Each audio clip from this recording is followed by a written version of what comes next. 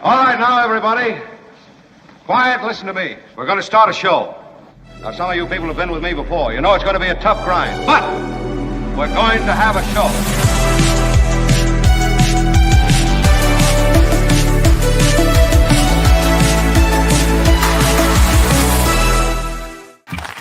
Hello, all. We are at capacity. I have to say, a Monday recorded audience at capacity. There's really not much better than that. What? I do welcome all. Kim is here, everybody. Kim, how are you? And she brings a magical attitude about embracing a great week, as do I. And Tony is here. Thanks, Tony. And he brings a kind of so-so attitude about what? It's not specific to the show. It's just that Tony doesn't get too excited about anything. Yeah. Unless it's video games or Godzilla movies. Comic-Con next week. Still killing me. I'm working through pain. How about a little sympathy for your host? And I've got to try to get to the bottom of it. I hit a really expensive specialist over the weekend for my back. And I got to be honest, after I walked out, it felt exactly the same, and it hasn't really gotten. But I always blame myself, like maybe, Pretty well spent, I should have done something different. I blame you. Exactly. It's probably my fault somehow, is what I was thinking. Tony, did you get into costume for Comic-Con? Is the question from John Watson. Never. I've been going to Comic-Con for 25 years. No. You're not a costumer? You're not a cosplay I do guy? cosplay. I will talk to pretty cosplay girls all the time. It's great. Sure. Of course. It's a blast. I just drink. Well, I mean, you got to do whatever works for you. I mean, Ooh, it's a wild idea, but it just might work. I'm guessing Tony's not the only guy drinking at Comic-Con. We are a live show. We come to you from the West Coast. 11 to 1 on the West Coast. It is 2 to 4 in the East. Shout out to the East Coast. And a hot summer. And everybody in between. Great to have you all here. Thank you for watching the show, stumbling in for a few minutes. We always appreciate you being here. Smash the like button like a boss if you can. It helps us in the world of YouTube. If you hit the thumbs up and you subscribe to the show, all of that stuff's free. You hit the notification bell. You'll know whenever there is a new video. Wow, we've got a lot today. Gary Dietrich, the political ninja, joins us bottom of the first hour. There's problems in MAGA land. This may be a political issue that Donald Trump, who is the Teflon Don for sure, may have trouble evading completely. Now, obviously, he's a very powerful political force, a force of charisma, a force of a cult following that really won't let go of him no matter what.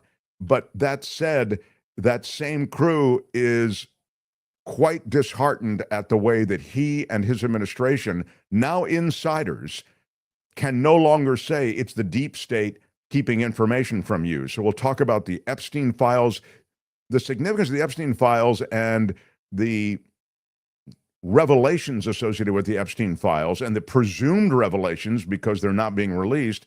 That's all relevant and important. It's not the most important thing going on in the country or the world, for that matter. I mean, you have a recharging of Ukraine supply lines when it comes to weapons. Donald Trump now seems to be tacking toward supporting Ukraine with weaponry and considering more sanctions against Russia. I mean, this is an about face from where he was in the first hour of his presidency. That is significant.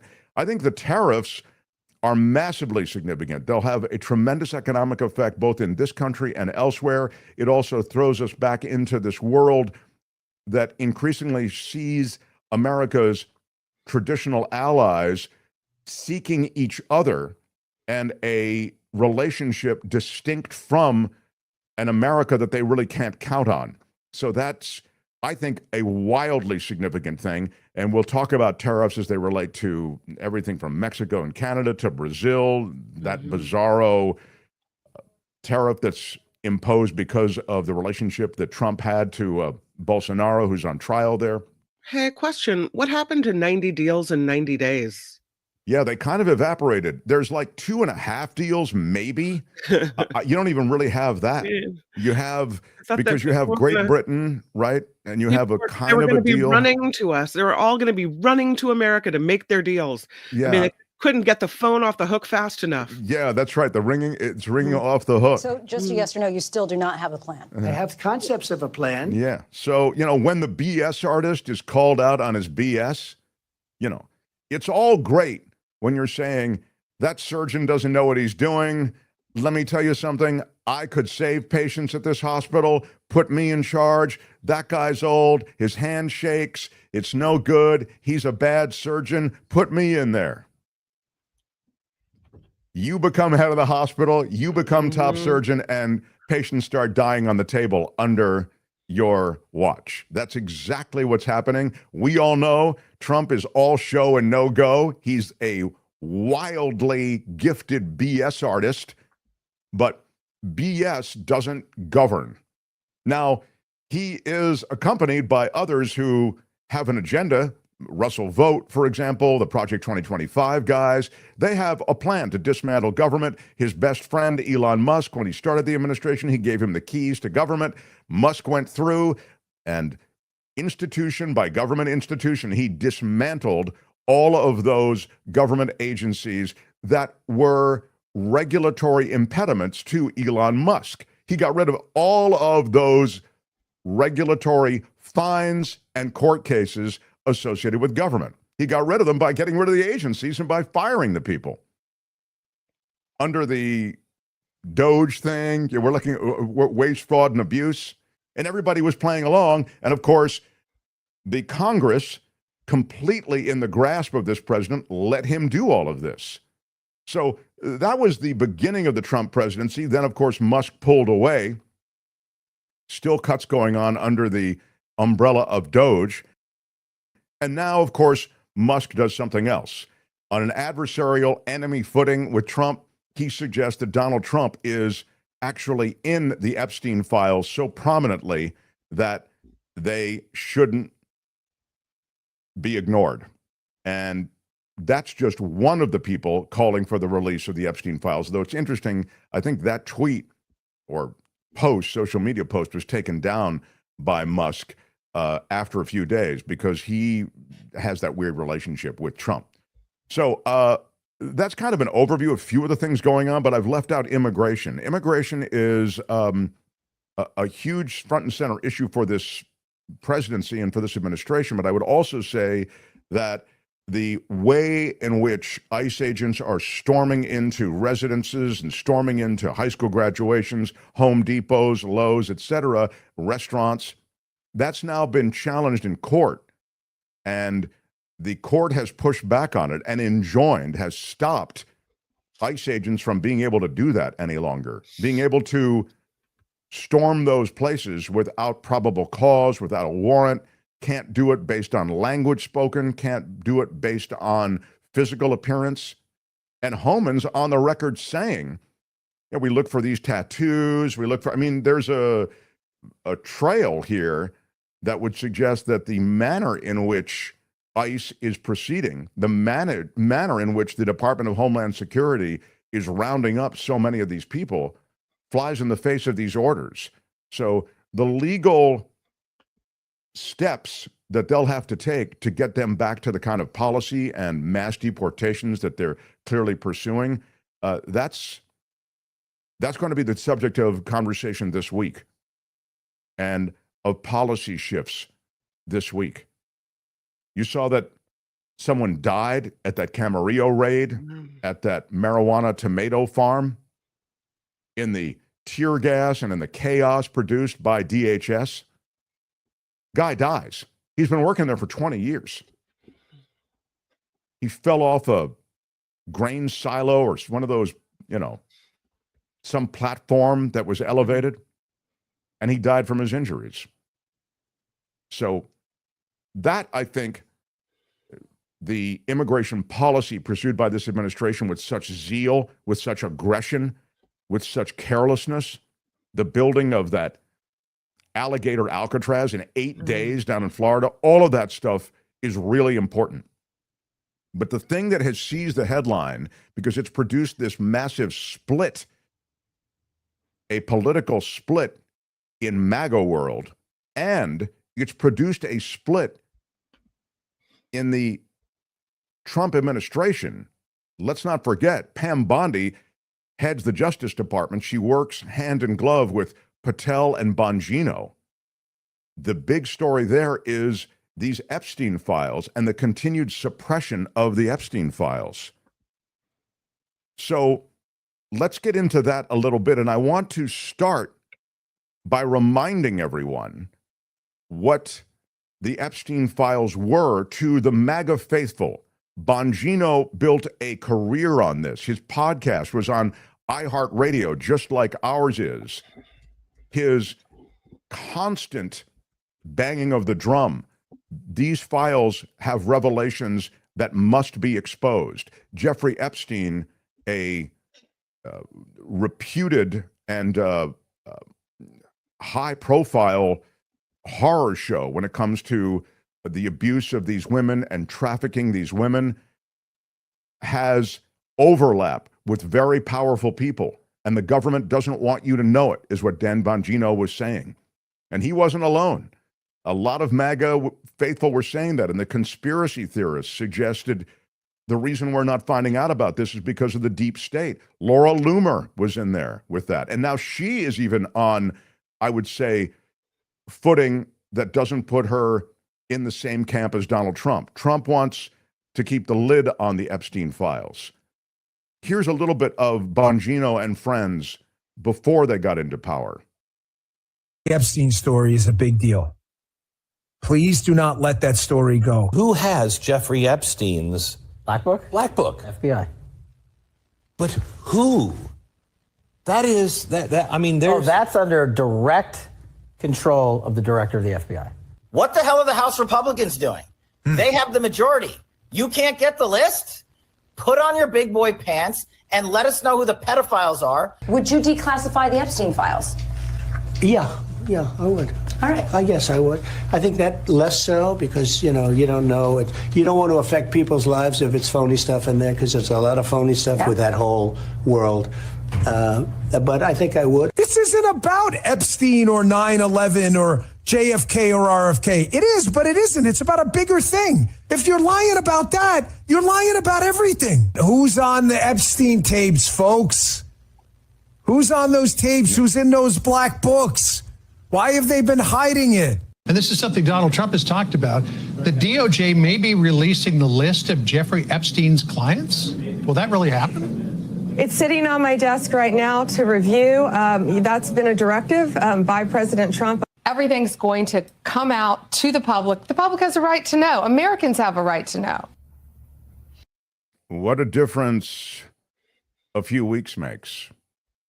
One thing to note is that Donald Trump was a good friend of Jeffrey Epstein for years. The two were these kind of playboys, international playboys, rich guys. That's really all Donald Trump is still, right? He's an international playboy. He never was a successful businessman. He finally got the presidency, and now he's been able to enrich himself. Now he's a legit billionaire. But all I'm saying is, and this isn't a hate on Trump thing at all. I'm just suggesting that it was an odd demand from MAGA, given the fact that you knew Donald Trump and Epstein were such good friends for so long. I mean, surely they hung out, they flew together. Epstein and Trump, Epstein called Trump his best friend. Sure. So all I would say is that now you guys are in power. And of course, when you look at the Epstein file, you're going to see Trump everywhere because he was everywhere with Epstein. I'm not saying Trump did anything, but I do know he hung out with a guy. There's video of that, and there is demonstrable evidence of that. So MAGA world wanting it released, knowing that Trump's footprints are everywhere with Epstein, is already an odd ask, but it's too late because they all built these careers and so much momentum politically based on the fact that we're the transparent ones. We're going to come into power and we're going to share with the American people what the deep state didn't want you to see. So JFK, MLK, Jeffrey Epstein, all of that, project, whatever it's called. What is that? Area 51 or whatever it is, Yeah. Tony. You know, we're going to show all the UFO information. It's all coming forward. I'll just remind you, and then I'll give you the reaction just this weekend. I'll just remind you that this whole Epstein thing happened when Donald Trump was president the first time. So you could have released the Epstein Files already during President Trump's season 1. Then it went through Biden, wasn't released. That was when these guys really picked up some steam. The Bonginos of the world, the Charlie Kirks of the world, the Megyn Kelly. And then Trump's back in power, season 2, and he really is swimming away from the release of these materials. So let's look at the reaction. This was the Epstein reaction when Donald Trump was confronted with it this past week during a meeting at which Pam Bondi picked up the baton of, there's nothing to see here. Just interrupt for 1 second. Are you still talking about Jeffrey Epstein? This guy's been talked about for years. You're asking, we have Texas, we have this, we have all of the things. And are people still talking about this guy, this creep? That is unbelievable. Do you want to waste the time, and do you feel like answering? I don't mind answering. I mean, I can't believe you're asking a question on Epstein at a time like this where we're having some of the greatest success and also tragedy with what happened in Texas. It just seems like a desecration, but you go ahead. And of course, Bondi then went on about there's nothing to see here. There's no here. And the reaction was strong. Here is a little bit of how MAGA world was reacting to all of this over the weekend. How many of you are not satisfied Conservative conference. Go ahead. I was just talking. with the results of the investigation? That's Laura Ingraham, I guess, is who this is. I'm identifying it for the people just listening and not watching. Go ahead. What I'm getting at is at some point we want Charlie answers Kirk. at some point. Yeah, answer the questions. That's Like, it. Who went to Talking to Epstein Megyn Islands? Kelly. Who specifically went on the plane? Who stayed for more than a night? I don't think they're telling us the truth about Epstein. I think that guy was involved in something nefarious that Brandon implicates a whole lot of people.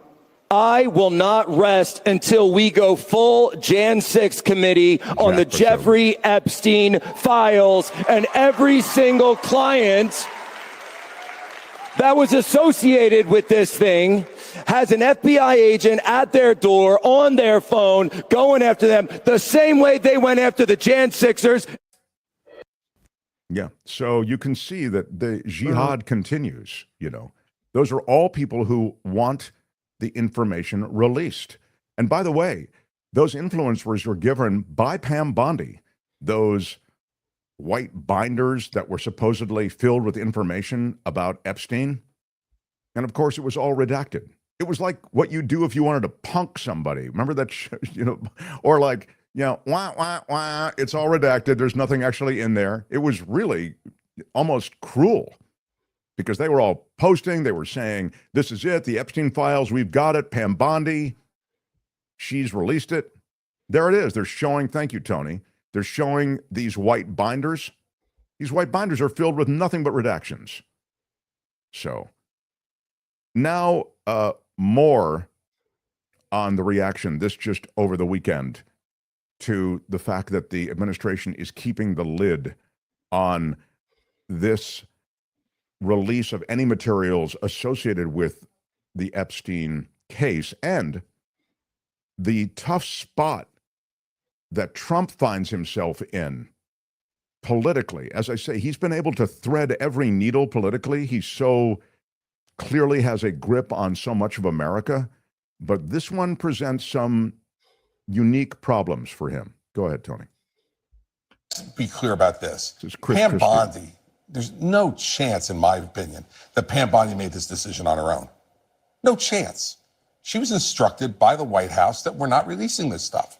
And that's why he's defending her. And now he's at cross purposes, though, because when you bring in people like Kash Patel and Dan Bongino, who are true believers in what Trump was saying prior to getting elected. They're saying, wait a second, we came here to do the transparency thing. It seems to me that it wasn't so much Trump himself that was fueling the conspiracy theories. It was the people very close to him, his biggest supporters, people like Kash Patel and like Dan Bongino. But John, wait a second. We cannot let the president off that easily. He benefited directly from it. He fueled it. He encouraged it. And he certainly didn't stop it. So, part of what bothers me in this context is that Donald Trump gets a pass. Oh, no, it wasn't him. It was somebody else. He took these people who were doing exactly what you just said and put them in charge of the people on the front line of protecting the American people from crime and terrorism and counterintelligence operations. He encouraged this, and by putting them in those positions, he supported the work they were doing. Well, let me play what Trump said Tuesday at his cabinet meeting. When he's there at the cabinet meeting, Pam Bondi is just a couple seats away from him, and a reporter tries to ask Bondi about all of this, and Trump intervenes and says this. Are you still talking about Jeffrey Epstein? Yeah, this guy's been talked about for years. Yeah, so you can, but you got the. I thought that was, Christie, not a fan, but I thought he had good analysis there, and he is right that it's pretty hard to make up the playbook that doesn't end with the quarterback on everything being Donald Trump, particularly given the fact that Donald Trump is all over anything in any conversation related to Jeffrey Epstein simply by virtue of his proximity. They were close all the time. So, of course, Trump has told Bondi to suppress it, and Bondi is being defended by Trump. That is the game. The question becomes, how damaging to this administration will this scandal? And it is a scandal. It's now, I think, achieved that tipping point. How dangerous and how politically damaging will it be? Now, Dan Bongino, who's the number 2 guy at the FBI, that's the guy who really handles things day to day under Patel. He is threatening to quit. He had an argument with Pam Bondi that supposedly was so agitated that they were shouting at each other. And Bondi and Patel may find themselves on adversarial footing. We'll see. But, these are hugely, I was just going to say, these are hugely problematic positions for Bongino to be in. Bongino built a career. I mean, I'm talking about millions of dollars and a lot of popularity and social media cred on the fact that, and we played you a bunch of it, we're going to release this stuff. This is a government cover-up, and the people need to know about it. And now he's part of it. Go ahead, Kim. I guess I'm surprised, and maybe I shouldn't be, but it seems like regardless of whether they built up their careers talking about the Epstein files, that whenever Trump, so-called Teflon Don, says, about face, or here's what we're focusing on now, or here's what we're not going to talk about, or here's what we are, that everyone gets in line and says, oh, well, never mind about that, because Trump says it's not a big deal. Like, there's such blind faith among these MAGA faithful that I'm just surprised that something finally sticks, or that maybe this is the thing where they look at him and go, oh, he's not truthful about something. Yeah, I think this is why this is such a big deal, for just the reasons that you have touched on, that normally everybody just falls in line and goes, oh, I get it. Okay, yeah, waste, fraud, and abuse. That's what we're talking about. Right. Okay, waste, fraud, and abuse. Got it. And then they all sing from the same hymnal. Whether it makes sense or not. Right. And now they're in a position where they have been singing from a different hymnal so loudly for so long that they can't now change hymnals. I mean, really, just to extend the metaphor, they have truly been so vocal about the release of this information and about the transparency with which they are now going to respect the American people that it's really hard to about face. And the whole idea that they've gone from, this is an incredible conspiracy, it extends over both parties, this is a deep state plot, and there's a lot of stuff to be revealed here, to go from that, and they pounded it every day, to There's nothing to see here. Gosh, the guy did commit suicide, and it turns out there is nothing. I mean, we wish we had something to share with you, but we don't. Come on, man. That's Right. too big a turn. Plus, it's just logic. We know this guy trafficked women. We know this guy had any number of things that you could legally charge him with. I get that he's dead, but there is a file there of these horrors. And I think, and you could probably, I would think, just based on the events that we know about, you can deduce that it involves both parties and people of power internationally, such that there is tremendous damage potentially in the release of this information. Otherwise, how would everybody, I mean, Patel, Bongino, Bondi, these are people who hammered away at we're going to release it, all of a sudden fall in line. It's, again, in my view, the Jeffrey Epstein story isn't the most important thing happening from the standpoint of government, from the standpoint of our lives, from the standpoint of international relations, from the standpoint of the economy. But from a political perspective, it's massive. And from this administration's perspective, it's massive because they're faithful in just the way that Kim has noted. They're faithful, who usually are on board. Yes, sir, of course, yes. Mm-hmm. They're not necessarily going to take no for an answer. I want to talk to Dietrich about it because I think it's a big deal. But before I do, just let me ask you to smash the like button. That's a little bit of an overview. With your By the way, iron rod. I do want to get into immigration. I'll get into economics, all of that stuff later. But this is where we're starting because over the weekend, they were on blast. You know, they were on blast at that Charlie Kirk conference. Donald Trump wrote this on his Truth Social. What's going on with my, quote, boys, and in some cases, gals, he wrote. They're all going after Attorney General Pam Bondi, who is doing a fantastic job, in capital letters. We're on one team, MAGA, and I don't like what's happening. We have a, in capital letters, perfect administration. In capital letters, the talk of the world. Well, that's true. And, quote, selfish people are trying to hurt it all over a guy who never dies, Jeffrey Epstein. For years, it's Epstein over and over again. Why are we giving publicity to files written by Obama, Crooked Hillary, Comey, Brennan, and the losers? And then this was a post on Truth Social, and Tony, he got ratioed on this on his own platform, right? Yes. So what ratio does ratioed mean, Tony? So there's the likes and comments that you can do when someone posts. And likes are good, comments are usually bad. So if you have more comments than likes, it's called being ratioed, which means people aren't happy. Let's bring in someone who can at least comment on the politics of it all. In Gary Dietrich. The Mark Thompson Show. This guy is the political analyst for iHeart Radio, also across the CBS television stations, and he's here on Mondays. And what a Monday he's chosen to join us, because the weekend was boiling over with a lot on Epstein and more. How about it for the great Gary Dietrich, everyone? Good morning, my friend Mark. Good morning, sir. It's always great seeing you. Great way to start the week. It's been a busy weekend because last week we saw the suppression and the sort of announcement that the Epstein Files have no there, and this administration isn't going to release them because there's really just nothing you'd be interested in these files. Can you speak both to that and also what it's doing with politically, which is really your world, politically to this administration and to this movement of MAGA? Well, Mark, I thought you made some important points in the lead in here that I caught. And, certainly let's start with sort of fact-based, and let's talk about politics. Fact-based, as far as we know, and this is part of the challenge of this entire issue, there's supposedly thousands of pages in these files, right? In the bowels of the DOJ.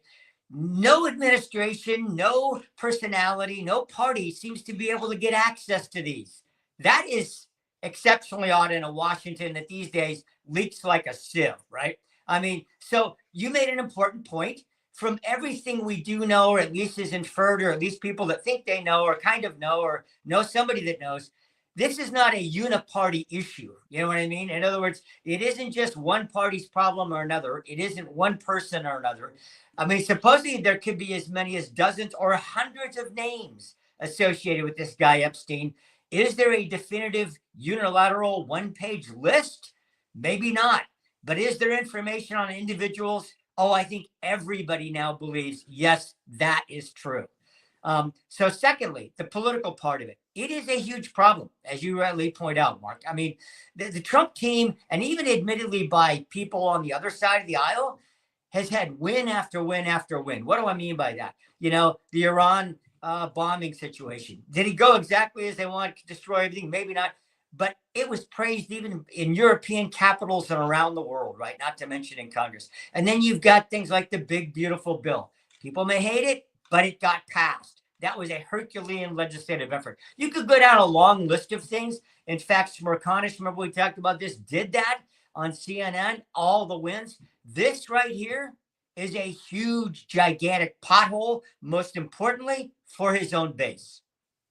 So when you see it playing out in his administration with people like Bongino threatening resignation, with a shouting match supposedly between Bondi and Patel, and Bondi and Bongino, but I mean, and Patel in the middle of all of this too, the FBI head, because clearly the FBI head, I mean, he was saying before he became FBI head, hey, it's all right there at the FBI. Yep, it's all right there. And damn it, we got to release it. It's all right there at the FBI. Hey, dude, you run the FBI now. Let's release it. So as far as the administration's concerned, it seems to kind of be coming apart at the seams, and Trump's normal ability to steal the headline with something else like tariffs, which we can get to, and international policy, even the Iran thing. I mean, it's like a wag the dog kind of moment. It seems to be blunted by how big a story this is. What happened to Gary? I just lost him. I can't hear him. Is that me? Is the you got me, Mark? No, go ahead. Please start again. Yeah. Okay. It's because, as you rightly pointed out, Mark, this was such a MAGA central plank, right, of the MAGA base story in 24. I mean, just beat that drum to death. And now it just disappears. Here's the problem that Trump has: chain of command, right? It's Bondi. She is over a lot of entities, including the FBI. That means Patel, and of course his deputy, Bongino. So it's been interesting to me because I was waiting to see, okay, where does Trump cast his lot? Where does he draw the line in the sand?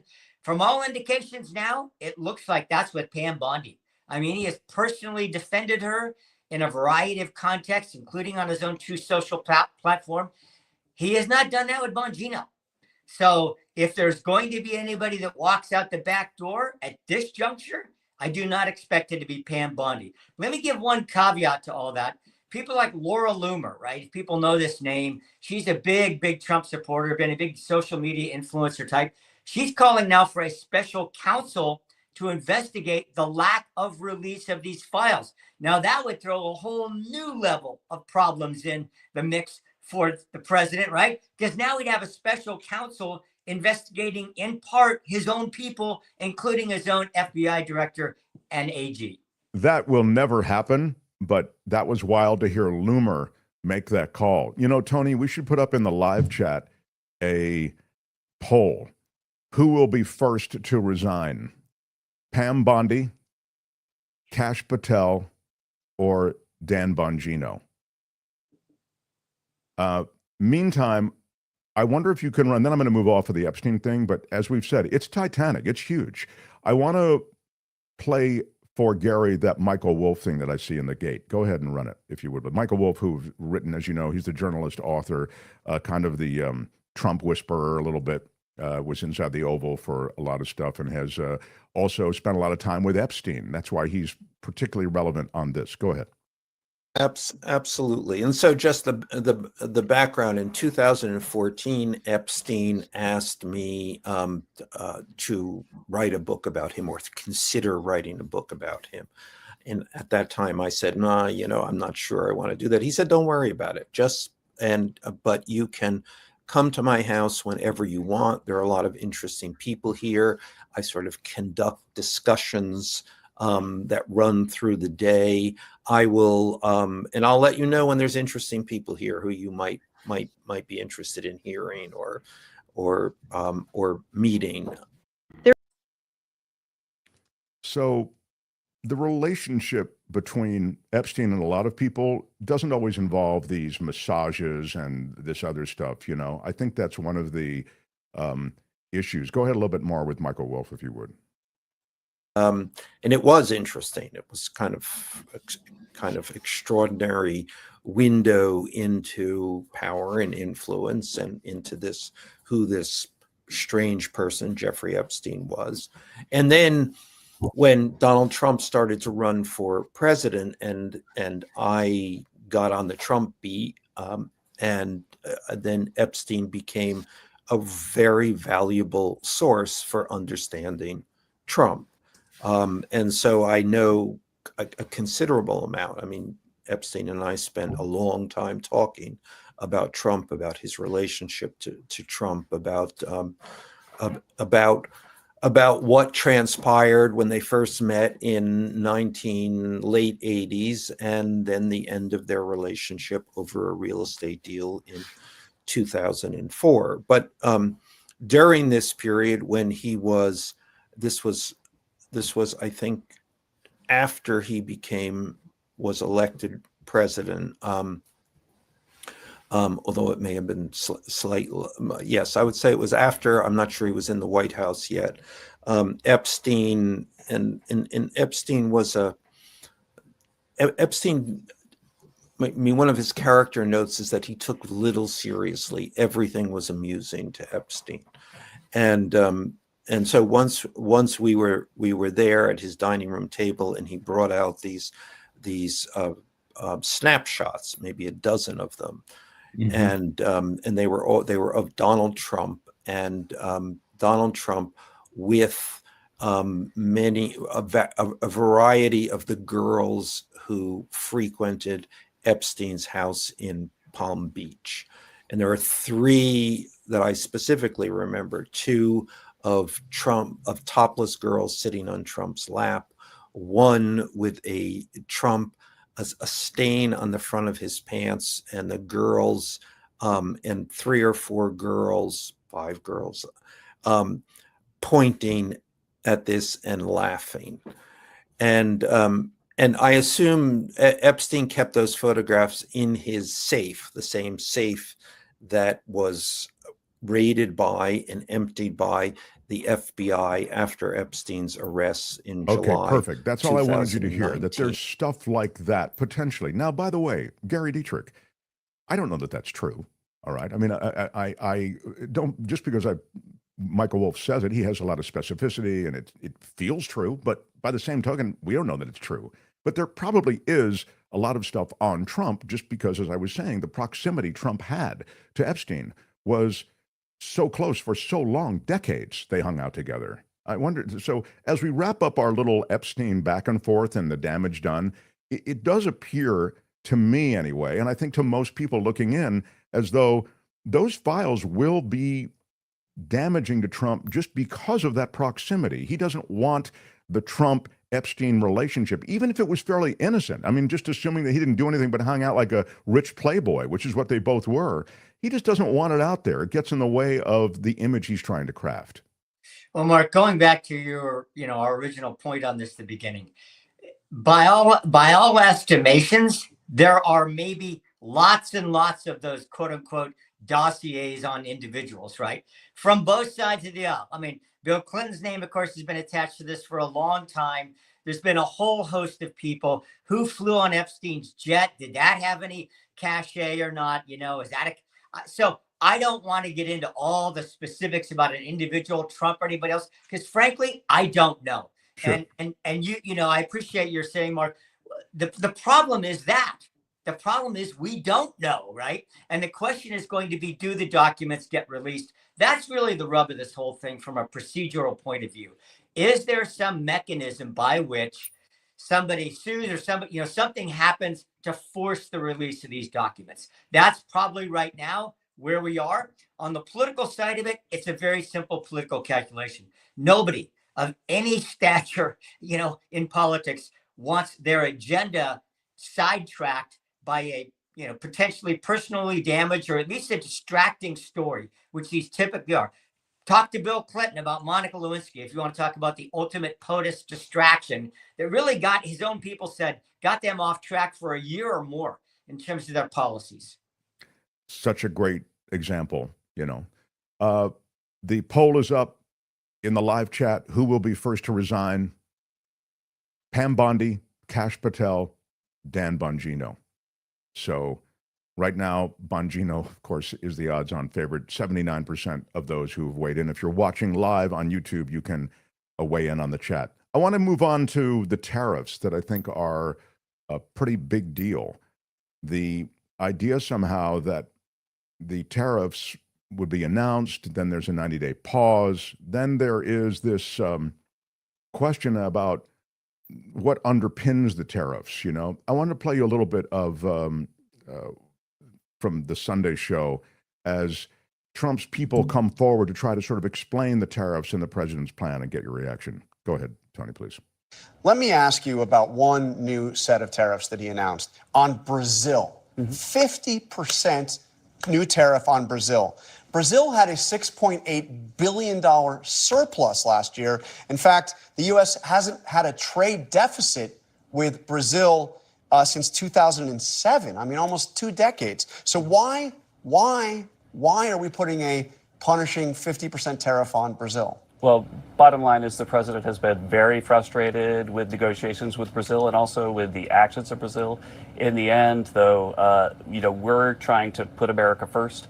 I think that a lot of people, when I'm talking to negotiators from other countries, at some point they'll say, what did we do wrong? And what I'm trying to get, the message we're all trying to get across is this is about America getting itself ready for the golden age by getting our house in order, by getting our tariff and trade policy and tax policy exactly where it needs to be for a golden age. And normally it's not necessarily about a specific country, but with Brazil it is. Their actions have shocked the president at times, and he's been clear about that. But I don't understand how you're saying it's about America, because the president has made it quite clear that what he's upset about is how the Brazilian Supreme Court has handled the criminal case involving former President Bolsonaro.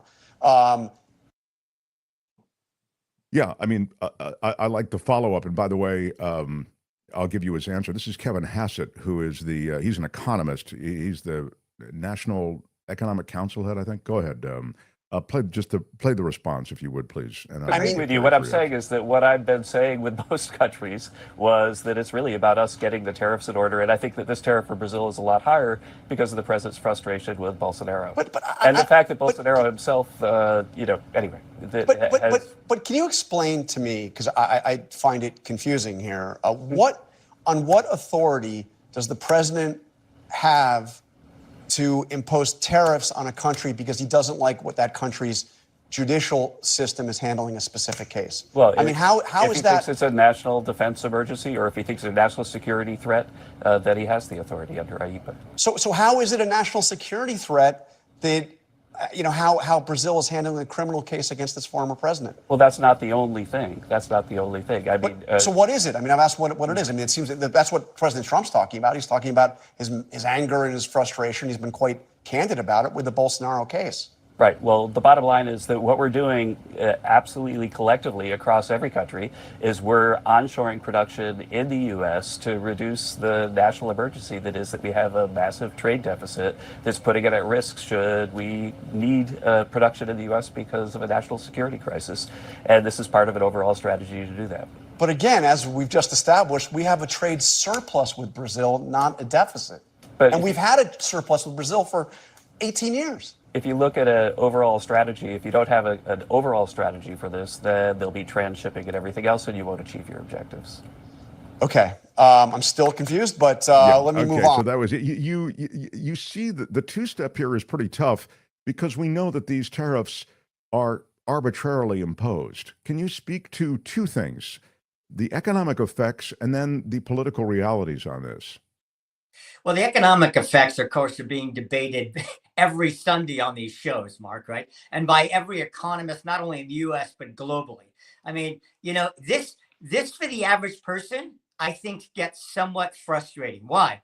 Because they were told back in the early part of this year, man, these tariffs, hey, it's just inflation's going to go through the roof, and your 401k is going to go to the tank. And you know what, Mark? I have a lot of sympathy for people, just the average person trying to manage their 401k. I mean, how about the rush to go out and buy automobiles by families because they were told, oh, they're going to be unaffordable by the end of the year. I mean, you see where I'm going with this? If you get to the street level practical realities of all this gamesmanship going on in the media and in Washington, I have a lot of concerns about, average families just trying to make decisions for themselves and their families. Now, in terms of the politics of this, Trump now and today more than ever has made clear. Why today? Because today was his announcement that if he says now, well, in about 50 days, if Moscow doesn't agree to a ceasefire with Ukraine, we're not only going to slap them with 100% tariffs, we are going to slap 100% tariffs on anybody that trades with Russia. Okay, that's big allies of ours, like India, who imports a huge portion of Russian oil. So my point is, and does that have any direct economic impact on U.S.? No. Trump, in that instance, is using tariffs to leverage Russia to get into a ceasefire with Ukraine. So what is my point? Trump's made clear now, Mark, that tariffs, in his view, are not just going to be, and despite what his representative said, for the golden age of the U.S., they have a multifaceted potential usefulness. Yeah, so you're saying it's not just about onshoring jobs and building factories here. Right. This is about leverage internationally. Yeah, that's why his rep had so much difficulty defending the Brazilian tariffs, right?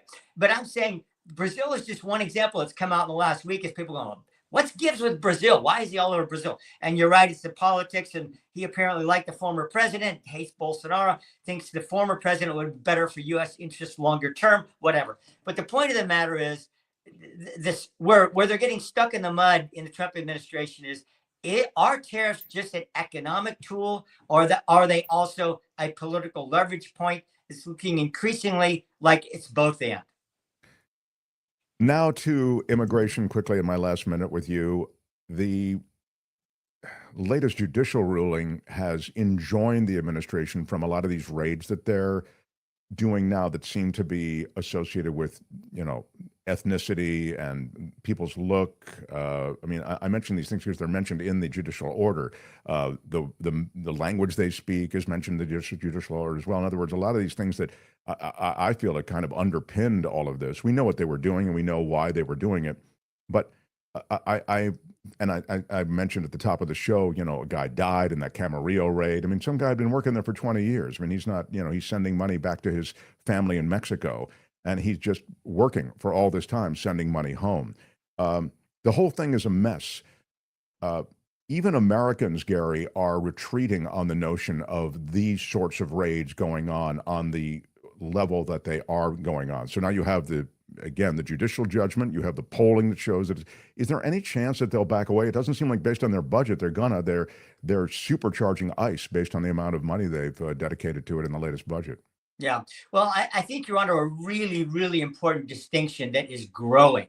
And that is between, remember, wave number one was supposed to be criminals, right? People that were suspected of being part of, international crime syndicates or gangs, et cetera. All the quote unquote, just to lump, for lack of a better term, people use the term the bad guys, right? I mean, the people that are true, actual threats to Americans' lives, safety, prosperity, et cetera. Now when we're moving more into these broader raids that you're referencing, Mark, I think you're going to see, and we already are, erosion in the polls in support for that. The question is, and even some Republican members of Congress are saying, well, going after criminals, that's exactly where we need to keep our focus. I think there's going to be growing pressure on Tom Homan and ICE and on the president and his administration. Look, keep the main thing right now. You can't have rounded up all the quote unquote bad guys that you claim are out there. Let's stay focused on that, because I think there are some significant potential political minefields out there to just, across the board, not random, but strategic sort of massive SWAT operations in factories, in in parks, whatever. I mean, that's going to be the challenge is do people feel safer because of that? Or they're saying, this seems like a bridge too far. Love talking to you. Thank you for taking on all of these things. Life is complicated, political life even a bit more complicated, and American political life is super complicated. So there are a lot of different interests that compete here and that also, I think, are cloudy. There's a big gray area here. There's nuance, I guess might be the word I'd use, and I appreciate you helping us get through it. Gary, thank you. We'll look for you on iHeart Radio and across the CBS television stations. Appreciate you being here, pal. Hey, Mark, let me just tell you, I really commend you for digging into these things in the depth you do, and to your listeners and viewers for doing so as well. These aren't easy to sort out. There's a lot of issues, and, you're doing a great job. Thank you so much for that. Appreciate you. You're part of it. Thanks, Gary Dietrich. See you, Gary. And Gary comes to us through Bill Campbell, Remax Gold. He makes Gary possible on this show. If you're relocating into or from Northern California, you want a highly respected real estate professional, Bill Campbell is that guy. Remax Gold is where Bill is. You can text him or call him, 530-448-7474. 530-448-7474. Bill Campbell, Remax Gold. The Mark Thompson Show. It was great. I loved it. How would you handle this? We could try ignoring it, sir. Morning. You cannot say you love your country. Where are my weed smokers at? Stay at home and get baked. Right on, everybody. Thank you for being here. We'll take a couple of looks, Kim, at comments and try to respond to them quickly. And then I want to get a little news in as stuff breaks quite quickly here on a Monday. Wes with a $5 super sticker. Wes is one of our OGs of the show. Thank you, Wes, for being here for us. Appreciate that. By the way, I'm a couple of new Patreon subscribers over the weekend. That was kind of cool too. I always get like a little ping on the phone, and I really appreciate those who have become part of that. Nice. Marilyn Gunning is who it was. Hey, Marilyn. Marilyn, love you. Thank you. Kelly Malloy, also a big part of our show, with a $5 super sticker. Thank you for that. Comments. Lori E says 6561 is what Lori has as her amount on the super chat. Enclosed is 6561. It's $8.10 times $8.10. Excellent. We used to be on KGO 810, for those who don't know, in the Bay Area. That the station went away. The station folded, and that's why we moved everything to YouTube. In honor, this is, of your former KGO career. I smashed it with an iron rod. Now I need a new phone. Yeah, that's right. You got to be careful on smashing it with your iron rod. Don't go too nuts. What are the titles of the books that your father wrote? Yeah, my dad wrote a book, a couple of books.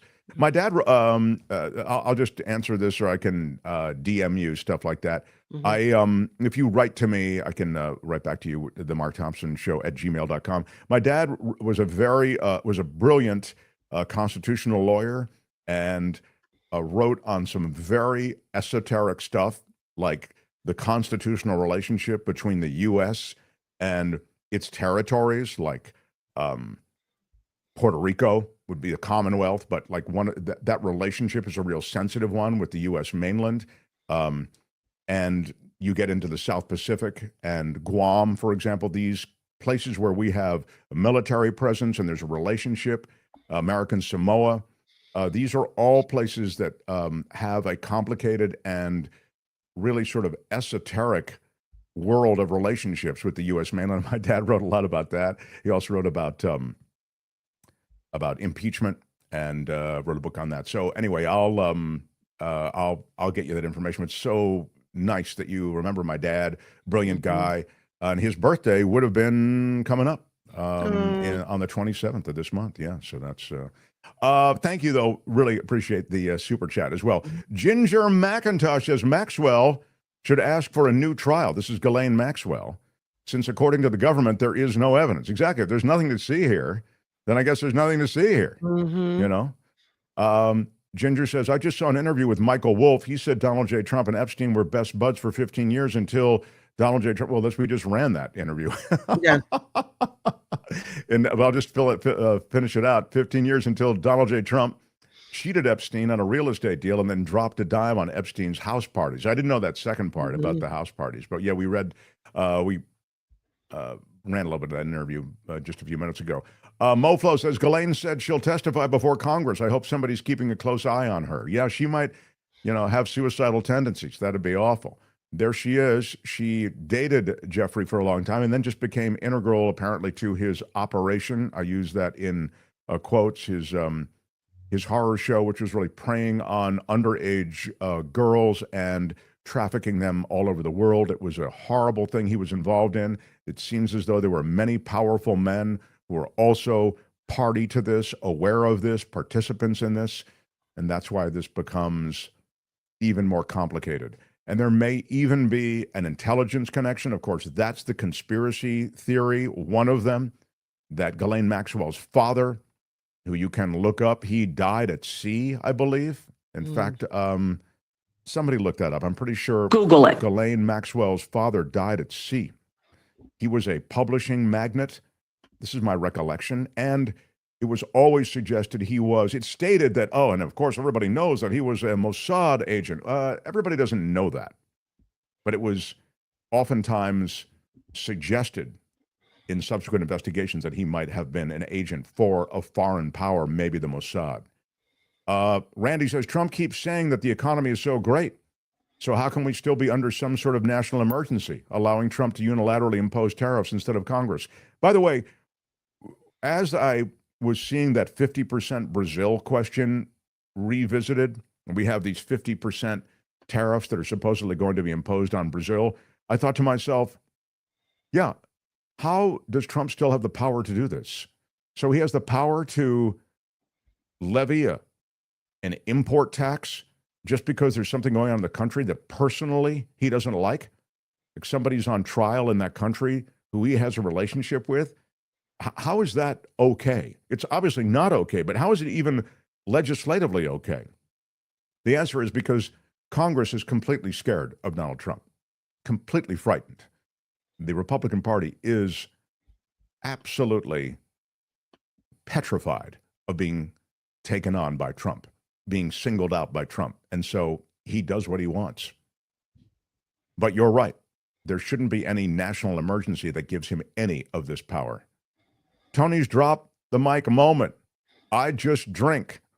It would make a great drop, says Wes. Yeah, when I asked Tony on Comic-Con, do you do any of the cosplay? He says, no, I just drink. And wait in long lines for toys I never take out of the box. Yeah. Have you put out on the market any of the toys that you've gotten at any of the Comic-Cons? Like, do you get into no? Like, you don't eBay anything or? Nah. They're all the Comic-Con exclusives. A lot of people do. I just buy stuff that looks interesting to me, and then I actually open them and take them out and just people whatever. Go to Comic-Con with just for the them, exclusives. Right? Yeah. Just for the exclusive merch. Yeah. You know, it is a thing. Last year was the little Batmobiles. That was a mess to get. Oh yeah. It used to be that you'd have to go into the agency to do voiceover. This relates to the stuff you bring to Comic-Con. So I would go to the agency every day, and you get voiceover copy, and you'd wait in the lobby, and wait with other actors, voiceover actors who are doing stuff. The commercial actors, Jane Lynch was there, and Roddy McDowell would come in, like, very occasionally, but, those are big stars. The other big star who'd come in is Mark Hamill.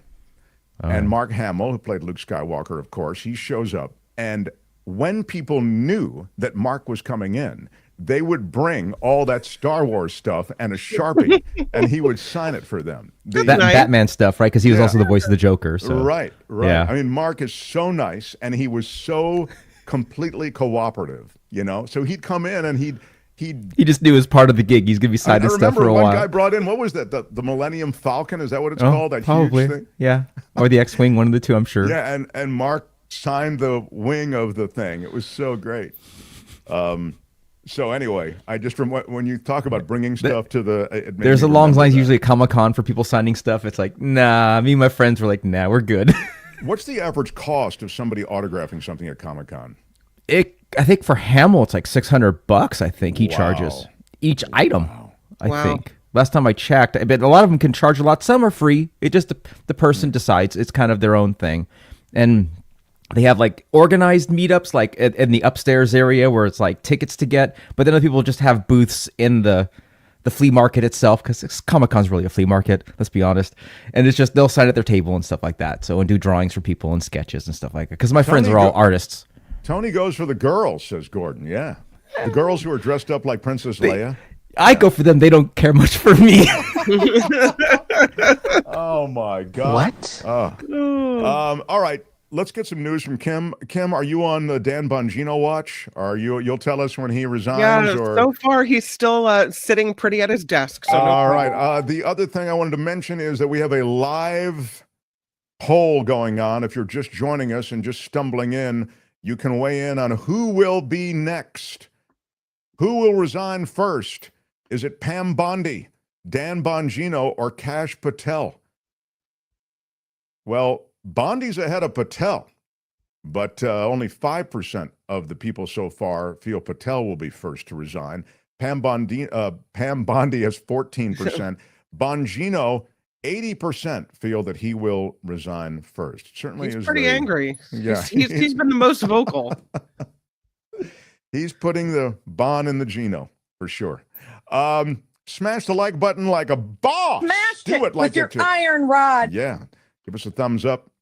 Subscribe to this show. It is free. And hit the notification bell. You'll know when we drop another video. Kim's News, and we continue. Mark Thompson Show. The Mark Thompson Show.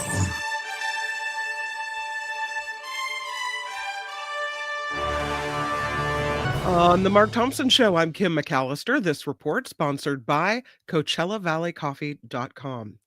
President Trump is setting a 50-day deadline for a Russia-Ukraine peace deal.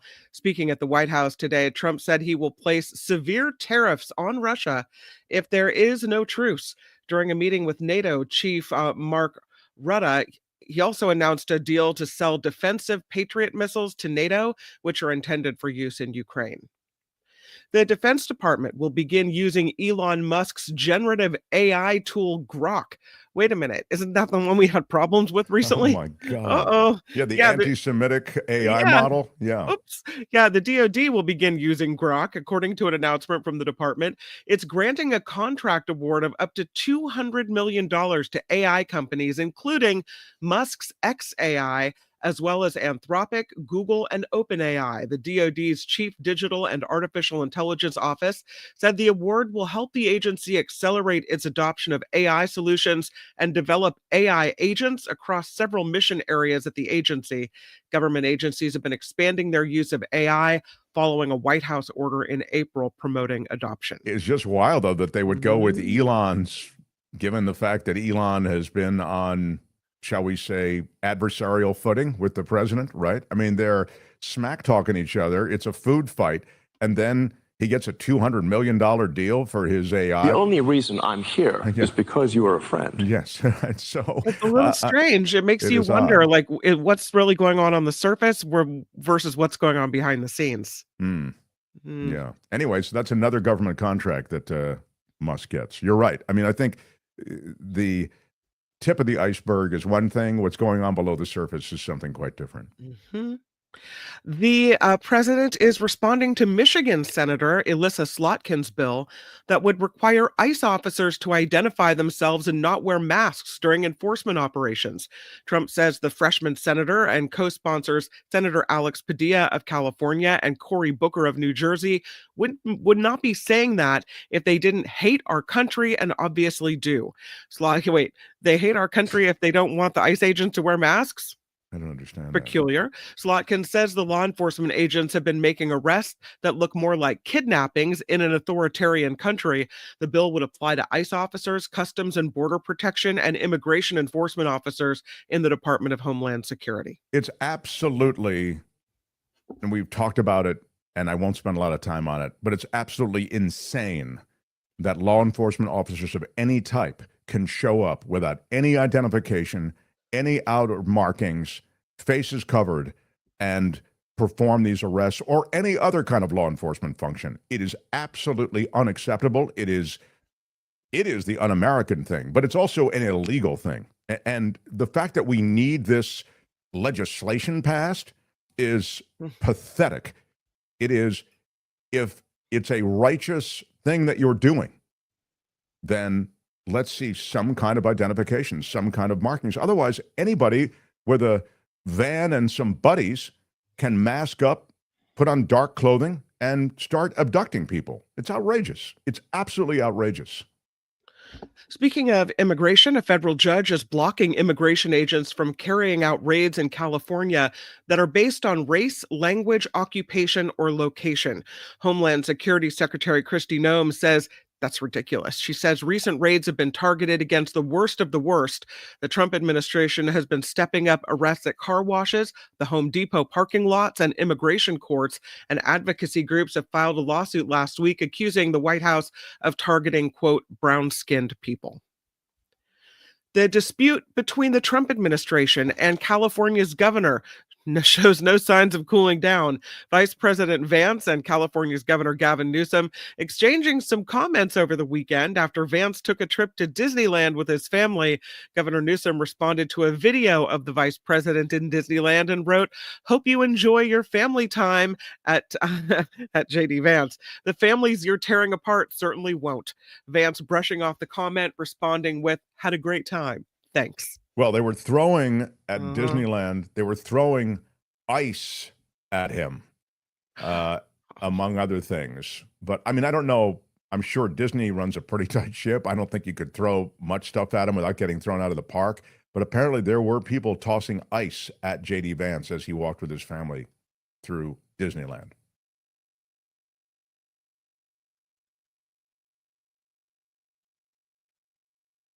Flooding in central Texas, prompting more rescues and evacuations over the weekend. This comes after a deadly 4th of July weekend where floods killed at least 130 people, and they're still looking for the missing. The Governor Greg Abbott in Texas said the water rescues were carried out Sunday in 3 counties and that some communities were still under evacuation orders. In Kerrville, which saw massive devastation in earlier flooding, water was again seen rushing over city streets. Officials in Arizona say a raging wildfire destroyed the Grand Canyon Lodge and dozens of other historic buildings at the park's scenic North Rim. The Dragon Bravo fire has burned 5,000 acres since lightning started the flames on the 4th of July. Arizona's Governor Katie Hobbs is now calling for an investigation into this wildfire, which completely destroyed the lodge that originally opened in 1937. Park officials noted North Rim residents and staff were evacuated before that fire spread. Yeah. So it's gone, that North Rim Lodge. Bitcoin surging as lawmakers prepare to take up crypto legislation this week. The price of one Bitcoin rose to a high of $122,000 Monday morning. It's been setting new records over the last week, with the House poised to consider new legislation to regulate the currency. The Senate Banking Digital Assets Subcommittee chair told The Hill she believes senators are aiming to pass a crypto bill by the end of September. Former President Biden is defending his use of an auto pen while in office. President Biden telling the New York Times he made every decision on his own. During his final weeks as president, Biden granted clemency and pardoned more than 1,500 people. The Times reports that Biden didn't individually approve each name for the categorical pardons that applied to large numbers of people. But the former president says he made every decision. At the box office, despite some shaky reviews, Superman was off to a pretty stellar start. James Gunn's first entry of the new DC universe earned $125 million in its debut weekend. That's up a couple million from Sunday estimates. The Man of Steel collected $95 million overseas for a global total of $220 million in its first weekend. The Jurassic World Rebirth and F1 the movie round out the weekend's top 3 at North American theaters. Just in case. Tony, it feels like Superman is one of your things. Did you see it? I'm not really interested in seeing this one. It doesn't look good in the trailers. Oh, wow. Yeah. This is really quite extraordinary. I'm even more scared for Fantastic Four because they made her the Silver Surfer a female. It's like, oh, no. They're What's wrong with destroying a female Silver Surfer? Yeah, what's You wrong with just- the Silver Surfer, pal? Yeah. because he's a dude. Yeah, exactly. He's a white dude, okay? Okay. No, he's an alien, but he's Oh, a dude. that's what I mean. And he's all An alien silver, so dude, I don't know if he's okay? white or not. But He's knowing silver Red, I don't dude. know if you could call him white. You're right. I don't think you can call him white if he's silver. But yeah, So- they made Charlotte Ball of a surfer. How did he get to be silver? Because he makes a deal with Galactus to save his wife. Essentially, if you want to get more into that, and now the new one, the wife is the Silver Surfer in the new one. So there you go. Oh, I see. Well, we lose one. We lose one at the turn, apparently. Lastly, there's a zip lining mishap. Yeah. This one happened in Clearwater, Florida. You know, Florida. This woman finally back on solid ground after a zip lining adventure gone wrong. Rescue crews say they had to help a lady after she got stuck on a zip line. The Clearwater, Florida Technical Rescue Team was called to Empower Adventures in Tampa Bay to get this lady down. There's no word on how long she was stuck, but she was eventually lowered to safety. I'm sure that wasn't a very fun time. All those things where you have to zip line there she is. evacuation Look at or that. the gondola, the ski gondola thing, it's all awful. But if you're hanging there like that, that's got to be, how long did it take him to get her? They didn't say how long she was hanging out there. Probably Long took enough a- for people to call 911, for them to get the fire truck out there and get the crane up in the box. You know, Yeah, that all takes yeah, time. That takes time. Yeah. Mm-hmm. And in Florida, I'd be looking down at that water thinking, are there gators in there? Because I want out. Get me out of here.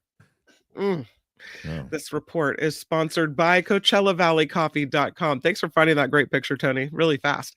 CoachellaValleyCoffee.com. The Lion's Mane coffee becoming I popular love the Lion's Mane coffee. at my house. I'm trying to cut down a little bit because I'm a big coffee drinker, so I don't have it handy, but I did drink 3 cups today, which is one more than I should. And again, younger boys and girls, when you get older, doctors tell you guys can't do this as much, you can't do that as much. All the fun is being drained out of life. So they've got me down on 2 cups, but I love this stuff. It's just delicious. The fun is being drained out of life. Clarity Blend is what it's called. Clarity Blend. The Clarity Blend. And because it has the mushroom additives, it seems to me that it comes already ground up. It does. And Yeah, that's right. It comes ground. because of the blend it is. My daughter, who's 16, will be 16 in a few days, is drinking it, loves it. Husband loves it. I've got a cup full of the Moroccan mint tea. I'm loving that. I'm telling you, Coachella Valley Coffee is very popular at my house. Check it out, CoachellaValleyCoffee.com. And if you do find something that you like after reading the tasting notes and checking it out, please use our code. It's Mark T, no spaces, Mark T at checkout. It'll get you 10% off just for being an exclusive Mark Thompson Show listener. And that's off everything. That's off their coffees, their teas, all the gear they have, the shirts, the cups, whatever it is that you like Yeah, you can that you merch find on out there. and still get 10% off. Exactly. Absolutely. CoachellaValleyCoffee.com. I'm Kim McAllister, and this is The Mark Thompson Show.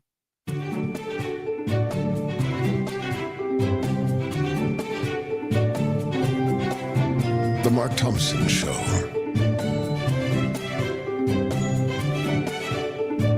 Who's Mark Thompson? Joe Box and Little Anthony. Mo Black's brother, Fat Andy. There's a reason that this place is fun.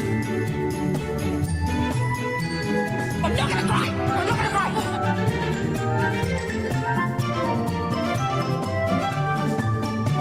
Y'all can all go to hell, and I'm going back to Texas. My bad. I'm sorry. And I wanted to apologize to the Asian community, the Asian American community. We've never seen anything like it before. Have you ever seen anything like this? There is nothing in our history that quite compares to this. Nobody has ever put something like this together that I've ever seen. There's never been anything like this. Why are you yelling? Good day, sir. Seriously, what the? I'm loving it. Monday. It's great to be with everyone who has found us. We are a live show, 11 to 1 in the West, 2 to 4 in the East, and really appreciate all the support and the love. And we try to get you everything we can when it comes to substance information. And of course, Tony with the magical world of Comic-Con and superheroes and that whole thing. By the way, did you see that? Was it Trevor says, I think I just invented a new comic book character, Adequate Man. He's good enough. I don't think many people are going to want to read that story. I don't know. It's kind of good enough. It has overtones of Albert. It does. It has. There's a spirit of mediocrity that sometimes runs through this show that frustrates me, but that others rejoice in, and among the others, Albert, and he may be able to audition for Adequate Man.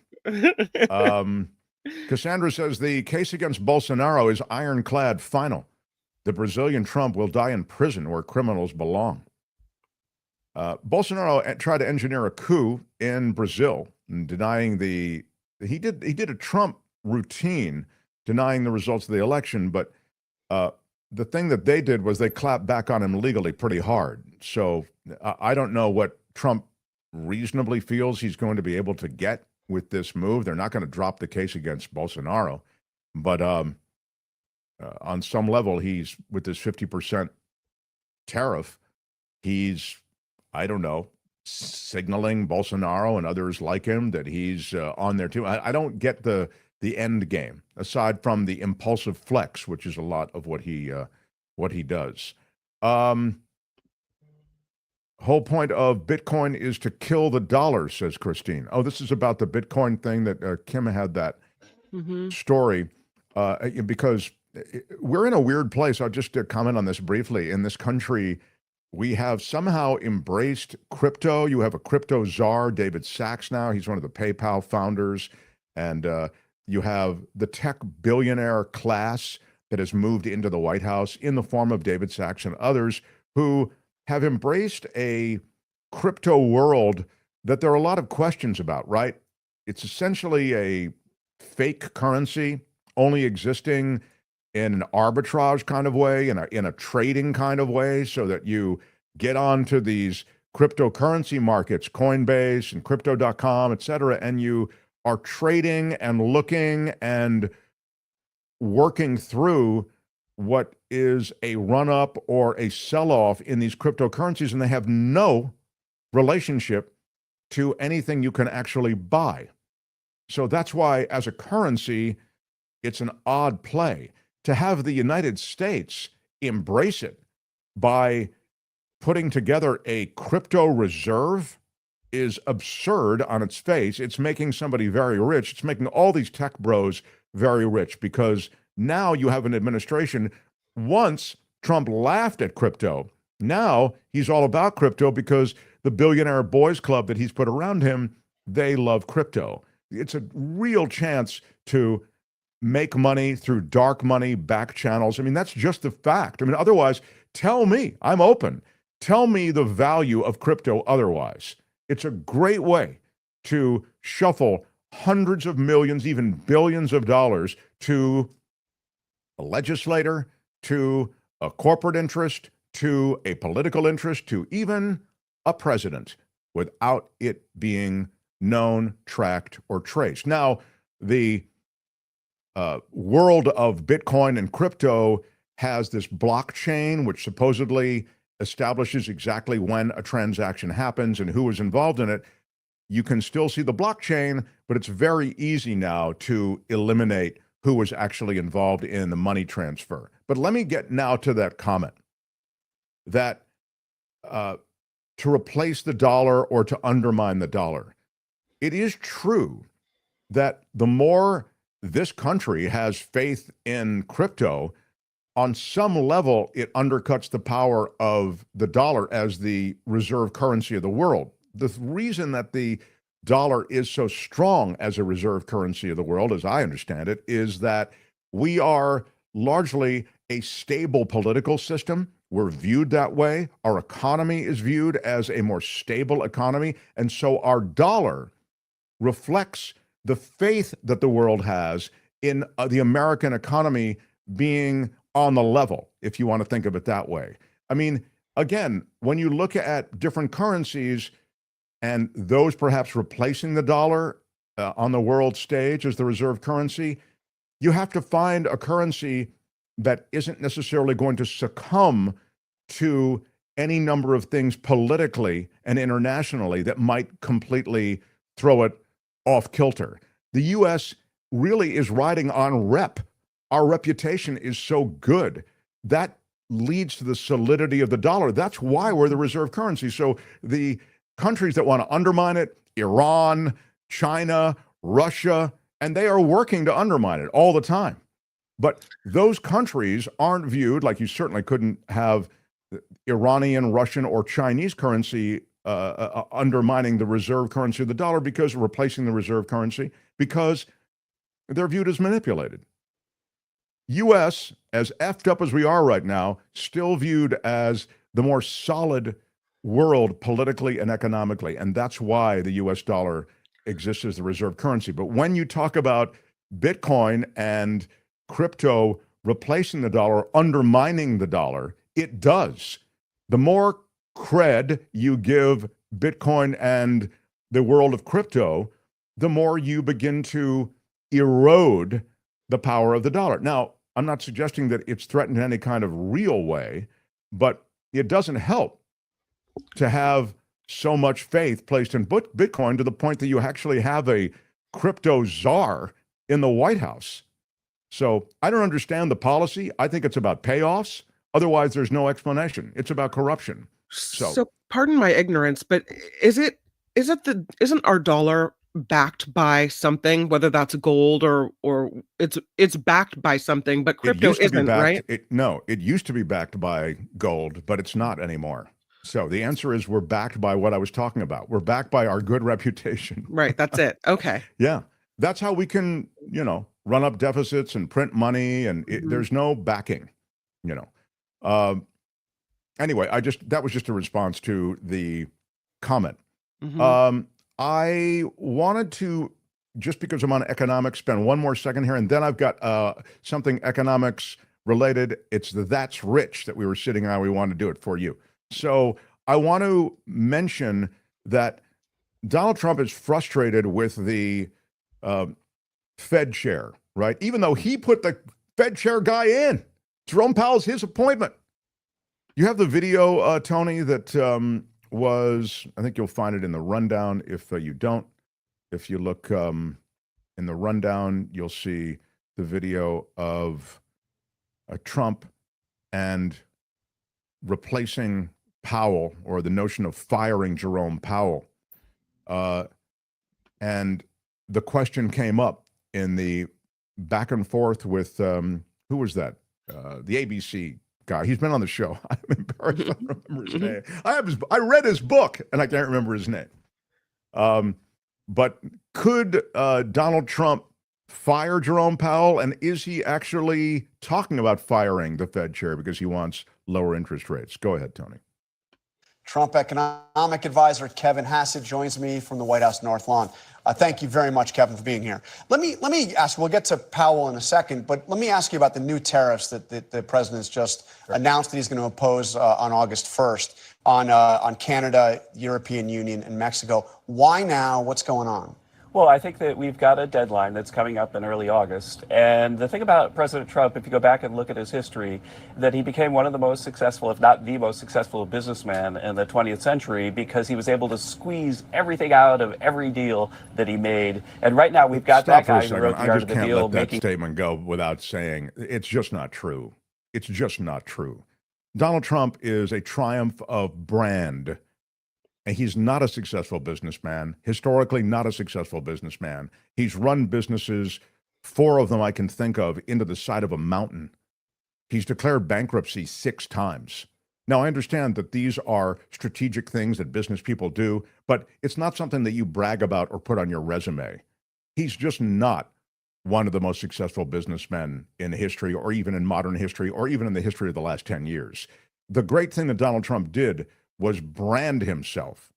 And then Mark Burnett came along with The Apprentice and helped with that brand, elevated that brand for the American people to the point that Donald Trump was able to ascend to the presidency. And that's where the real wealth is this time around.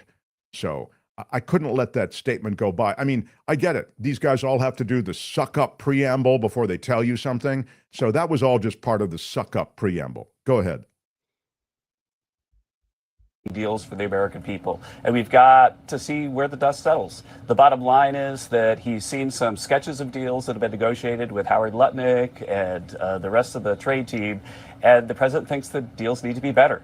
And to basically put a line in the sand, he sent these letters out to folks, and we'll see how it works out. I mean, for all the talk of deals, I mean, there was talk of 90 deals in 90 days, and then the president actually said 200 deals at one point. I mean, we've really only seen 2.5 deals. We've seen. They don't believe how toxic. Yeah, that's what I was saying before. You don't have all these deals. You have maybe something with China. You've got one with Britain, one with Vietnam. Go ahead. The UK, we've seen Vietnam, and a kind of a framework on China. So let me ask you, because what we're hearing from the Europeans and from the Mexicans is they were in the middle of these negotiations as this was going on. So is this a negotiating tactic, or are these tariffs real? These tariffs are real if the president doesn't get a deal that he thinks is good enough. But, conversations are ongoing, and we'll see where the dust settles. The bottom line is that President Trump has produced a huge amount of tariff revenue. With the tariffs we've seen in the first half of the year, the Congressional Budget Office has said that tariff revenue over the next 10 years, which will help reduce the deficit and secure our entitlement programs, it's $3 trillion.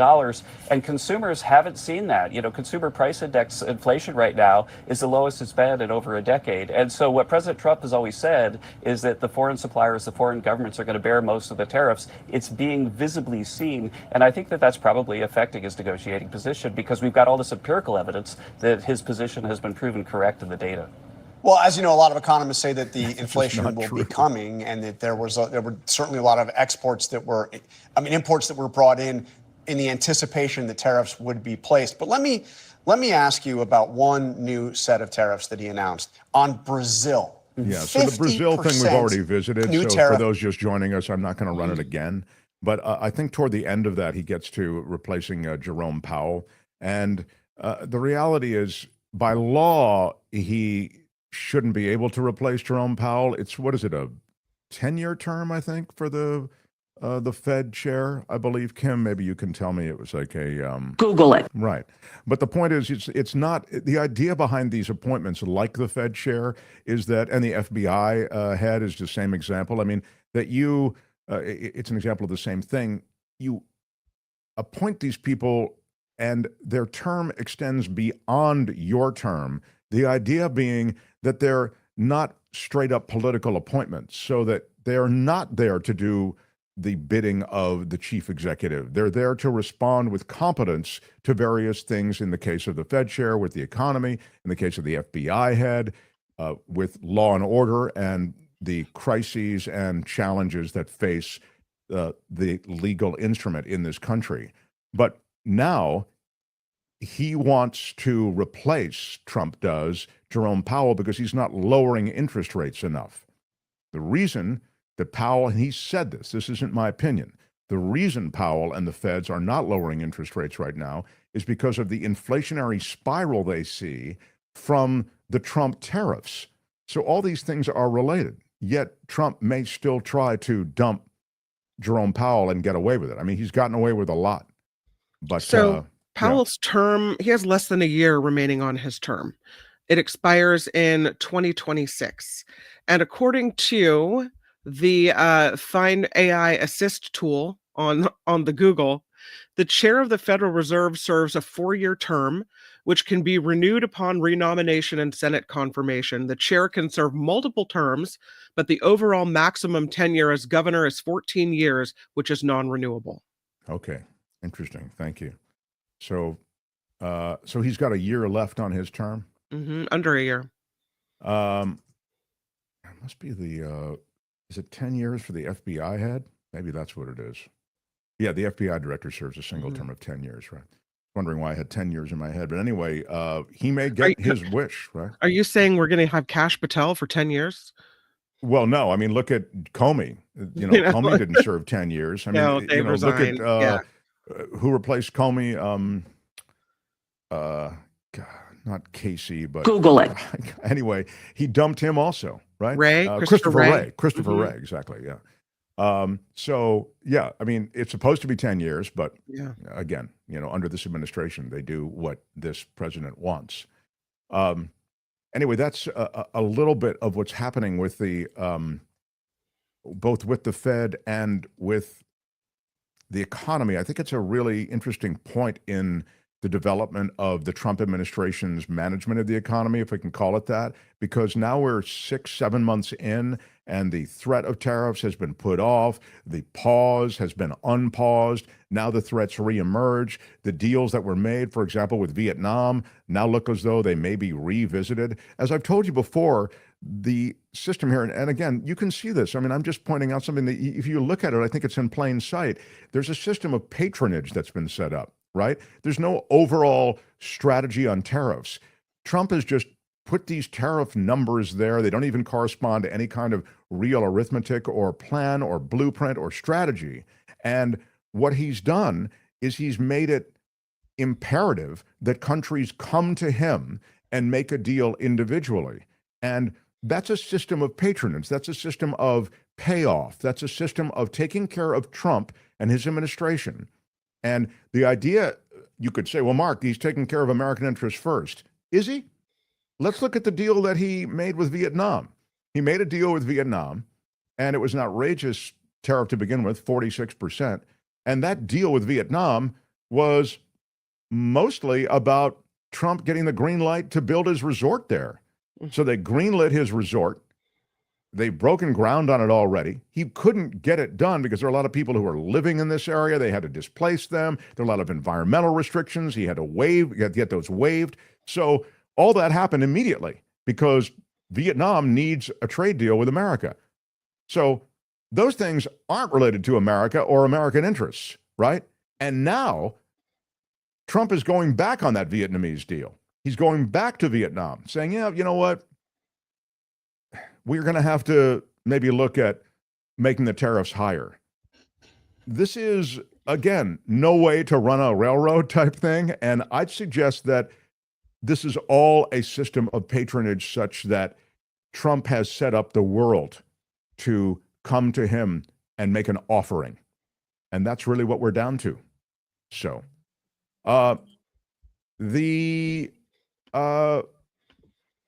if there's nothing more on that, can I get to the That's Rich that I really wanted to do? You could do that.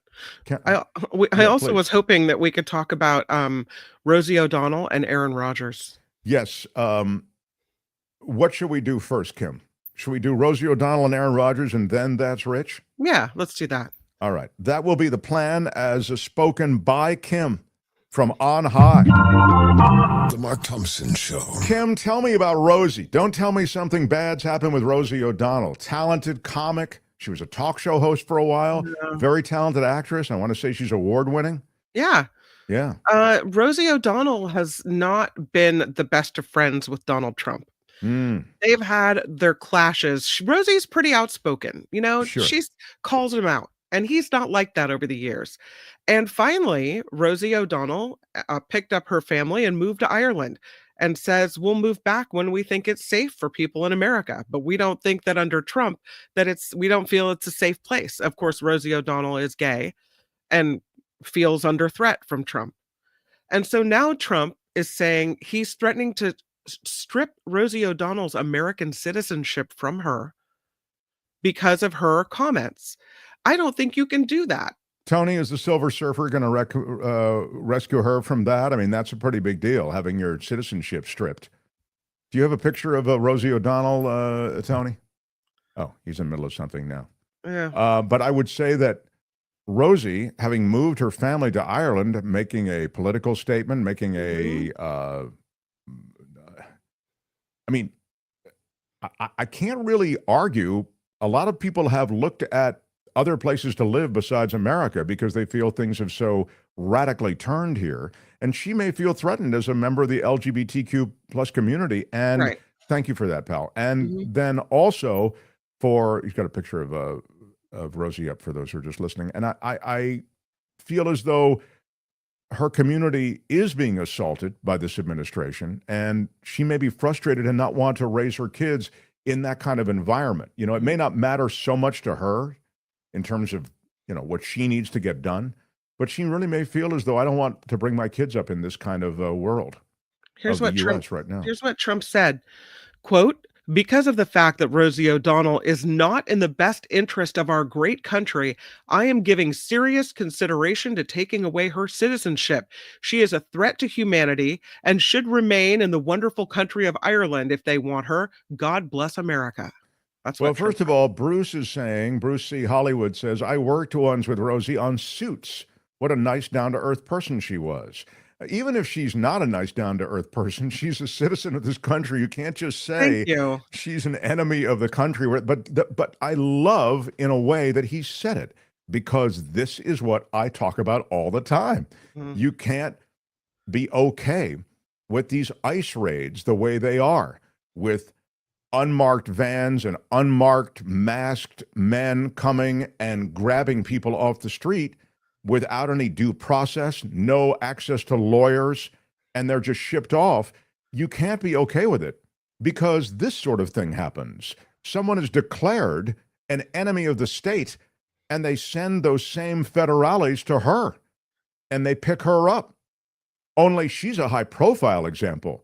They could decide you're an enemy of the state, and they pick you up, and there's nobody around with a headline so that anybody even knows about it. They disappear you in the Pinochet way that he did in Chile. Since when can't an American speak out against their government? Since when is that a thing? Here is the social post that Trump executed. She's a threat to humanity, he said, and should remain in the wonderful country of Ireland if they want her. And God bless America in capital letters. And here's what she responded with that, not taking it lying down. Of course, being in Ireland, she's like, oh, well, let me get to my keyboard. "The president of the USA," as she writes, "has always hated the fact that I see him for who he is, a criminal, con man, sexual abusing liar, out to harm our nation and serve himself.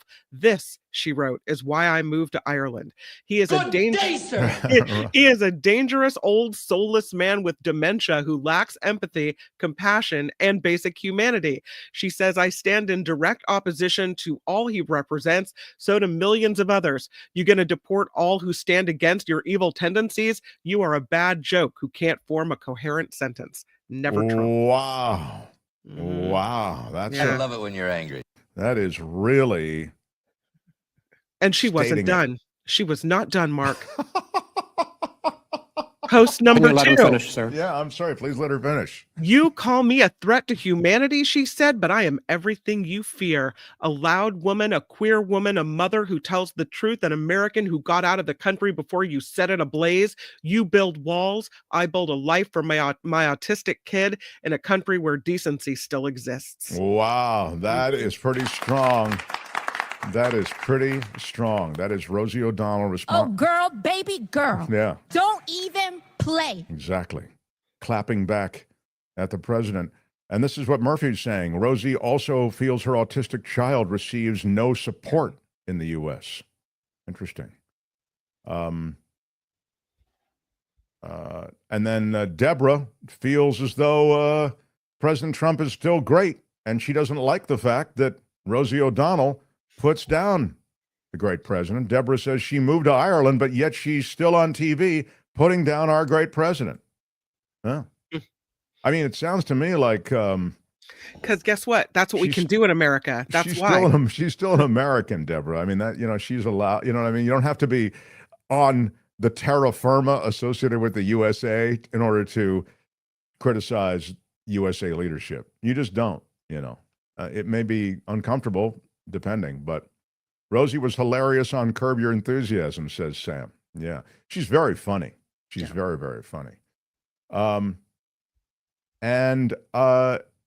that's the word on Rosie O'Donnell. What's Aaron Rodgers' problem? Aaron Rodgers was at that celebrity golf tournament. I think it was in Tahoe over the weekend. And apparently he hit a ball that came really close to a kid. And as he was walking by, the kid said, "Hey, Aaron Rodgers, you almost hit me with that ball." And Rodgers said, as he was walking by, "Almost doesn't count." And he kept on walking.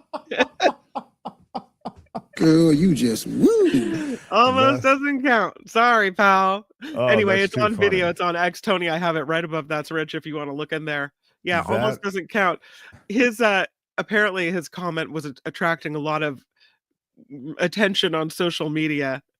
People are calling him a jackass. You know, I don't know. I think it's kind of a funny. I don't Yeah. like Aaron Rodgers particularly, No. especially over the COVID thing. And everybody's kind of, I don't know. There's just a lot about Aaron Rodgers. Seems like kind of a jerk. I don't know. He might be a nice guy, and then I'll feel bad. But the idea, I do like. I think that's kind of a smart ass thing to say, and it's funny. You know, I mean, I'll give him credit. You can run it, I think, Tony. It's here it is.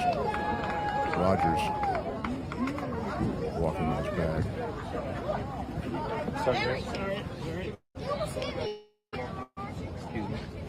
Almost doesn't count. I wiped the ball off the ball, so it's okay. Did you hear him? He said, "You almost hit me, Aaron Rodgers." He said, "Almost doesn't count." Almost doesn't count.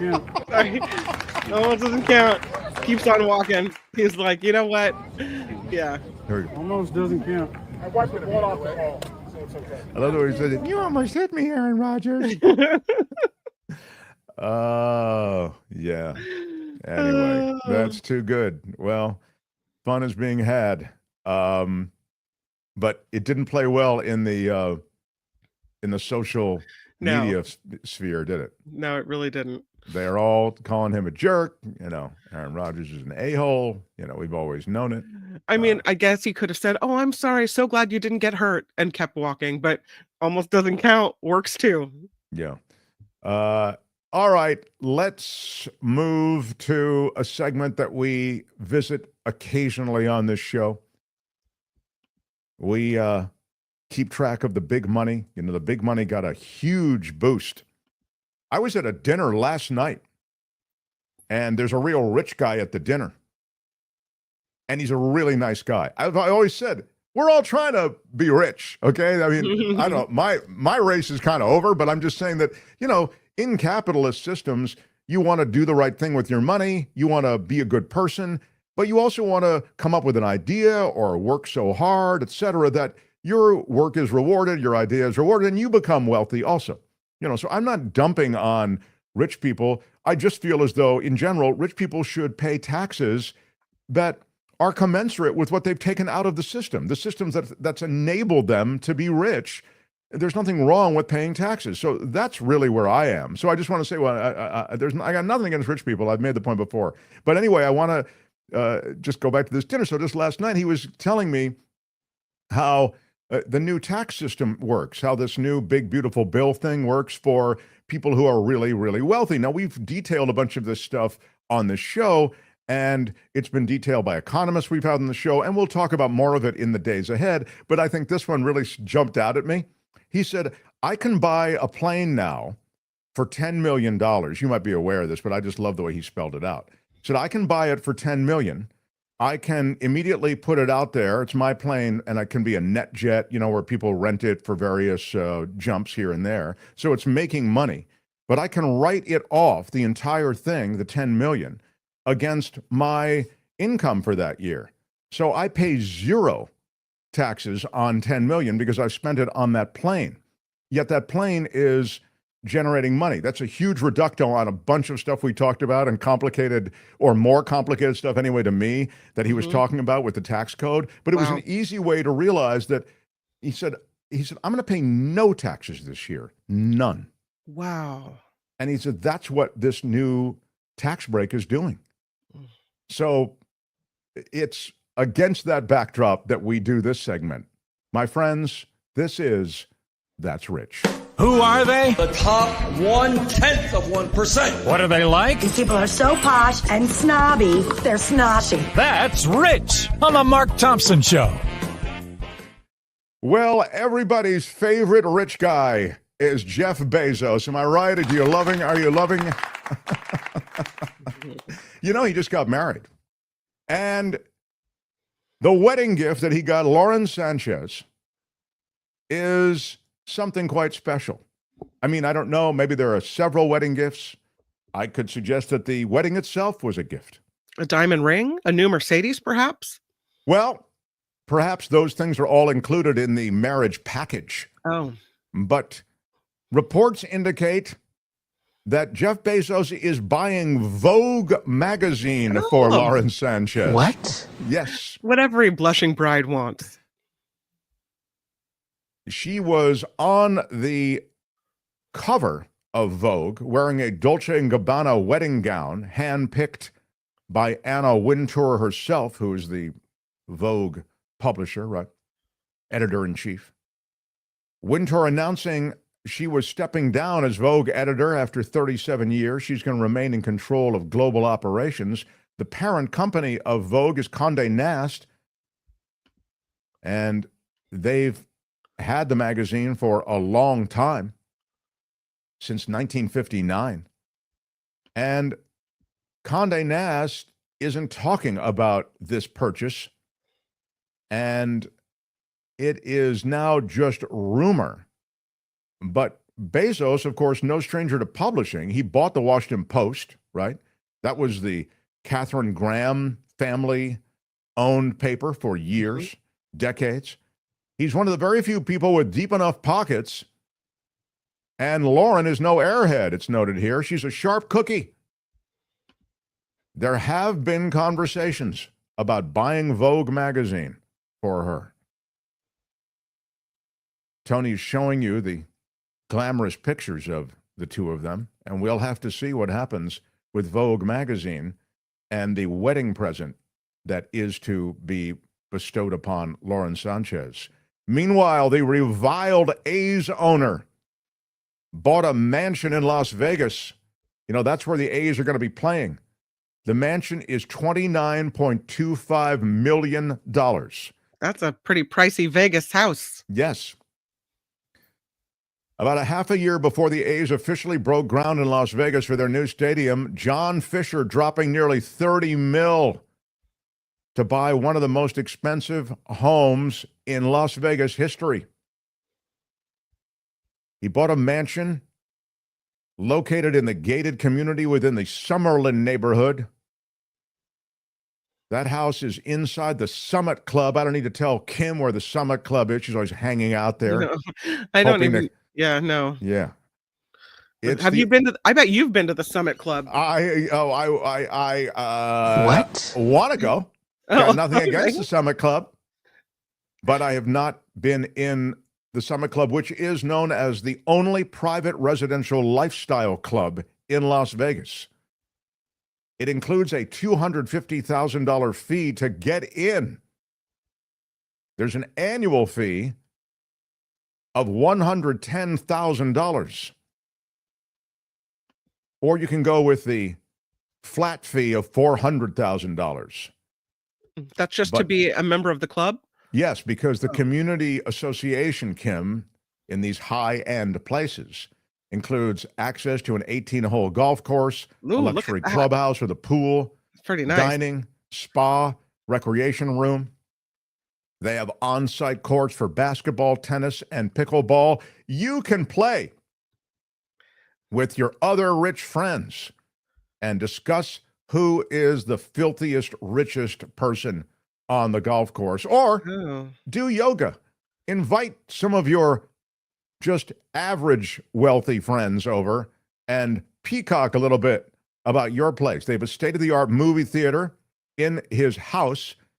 Also, 7 bedrooms, 10 bathrooms, a 3-car garage, a comprehensive fitness and wellness room. This is all in his house. More than 10,000 square feet of living space indoors, 2,000 square feet outdoors. Very few property photos. But you can see Tony providing for you the world that will greet you if you move in as a neighbor of the Fishers. And only 2 sales have crossed the 30 million mark in Las Vegas history. And one was Celine Dion's place, and the other, the owner not listed. But those were $30 and $35 million, respectively. Pretty wild. Meanwhile, Ivanka Trump, she and her husband, Jared Kushner, have spent more than $1 billion on an Albanian island that will be a luxury resort. Yeah. These rich people in their islands. Okay. But this one is a real super mega rich offering of That's Rich. It's a small island off the coast of Albania. Ooh, that's the landscape is Jurassic, ferns, giant lavender. It's Don't worry about the giant lavender. It won't be around for long. They're going to mow it down and put up a Trump tower. It's okay. Who is having that conversation? All of the developers are. It was really untrammeled by development for years, Kim, but now, as you say, it's on the verge of becoming a mecca for ultra-luxury tourism and another addition to Ivanka and Jared's real estate portfolio. He says before he visited the island, he thought of just walking through the trails, climbing the mountains, the rainforest, exploring the deep waterways. Names like Bay of Paradise, Hell's Gorge, Devil's Gulf, Admiral's Beach.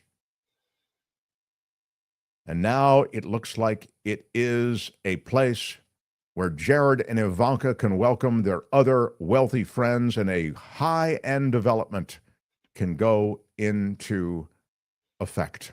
Mm-hmm. And they can implement their plans to really build it out. Good luck to Jared and Ivanka. They left Washington, D.C. in the rear view, and now they're developing a $1 billion island.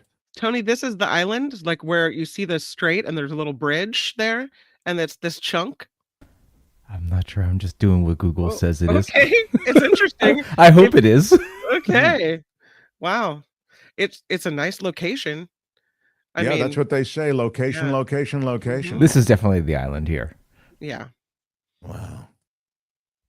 Pretty nice. That looks like it's got a little height to it. That other one looked like one wave could, come over and the whole place would be covered by water. Yeah, you got to be careful. They have experts come in and sort of give them a sense of what's going on.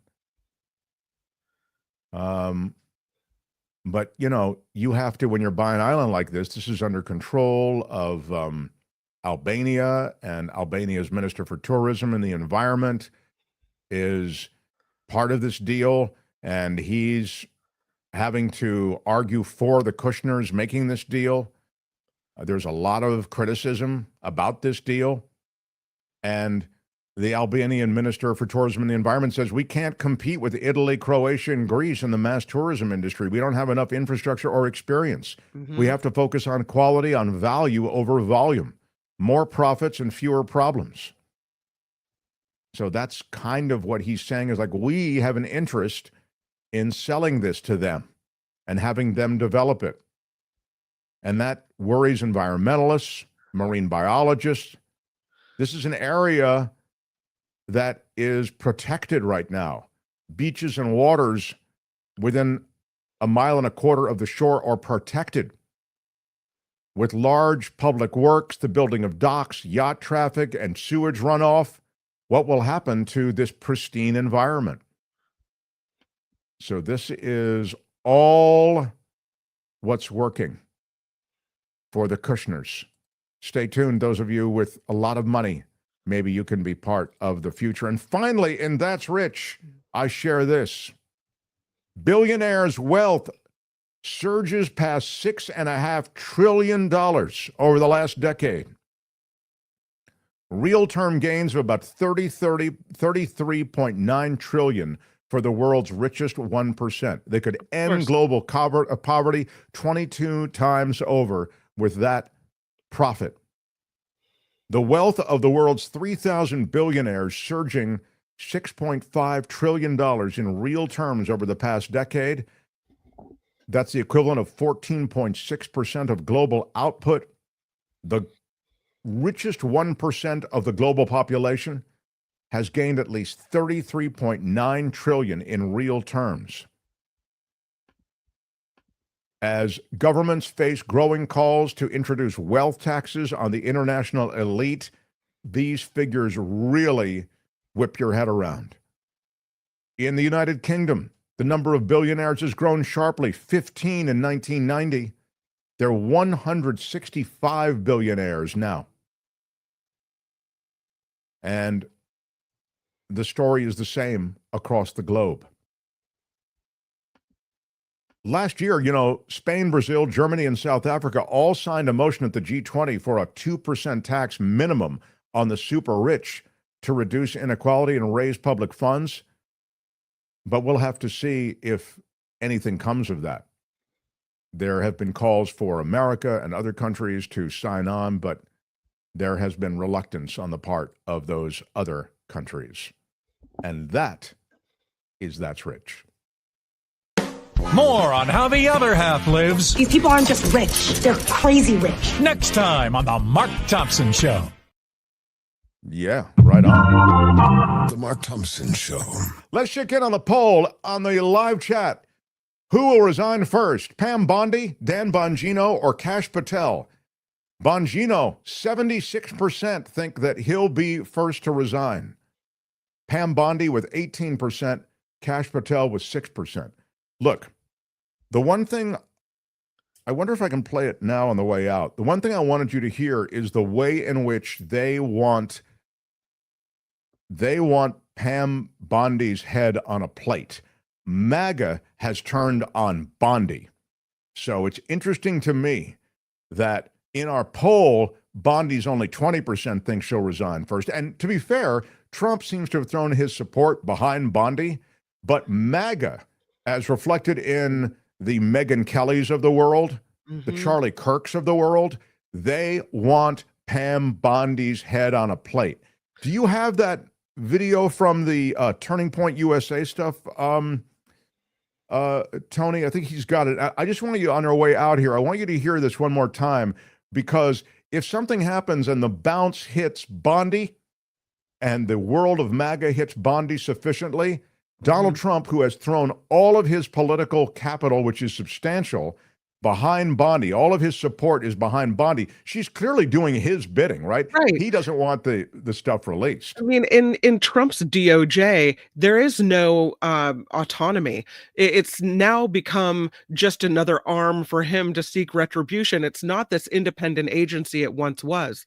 So she's just doing what he's telling her to do. Yes, of course. Kim is exactly right, and she's a figurehead. And they want the head of that figure. MAGA does. Here is a little bit of Megyn Kelly. I want to play a little bit more from the Turning Point USA over the weekend, their conference. Go ahead.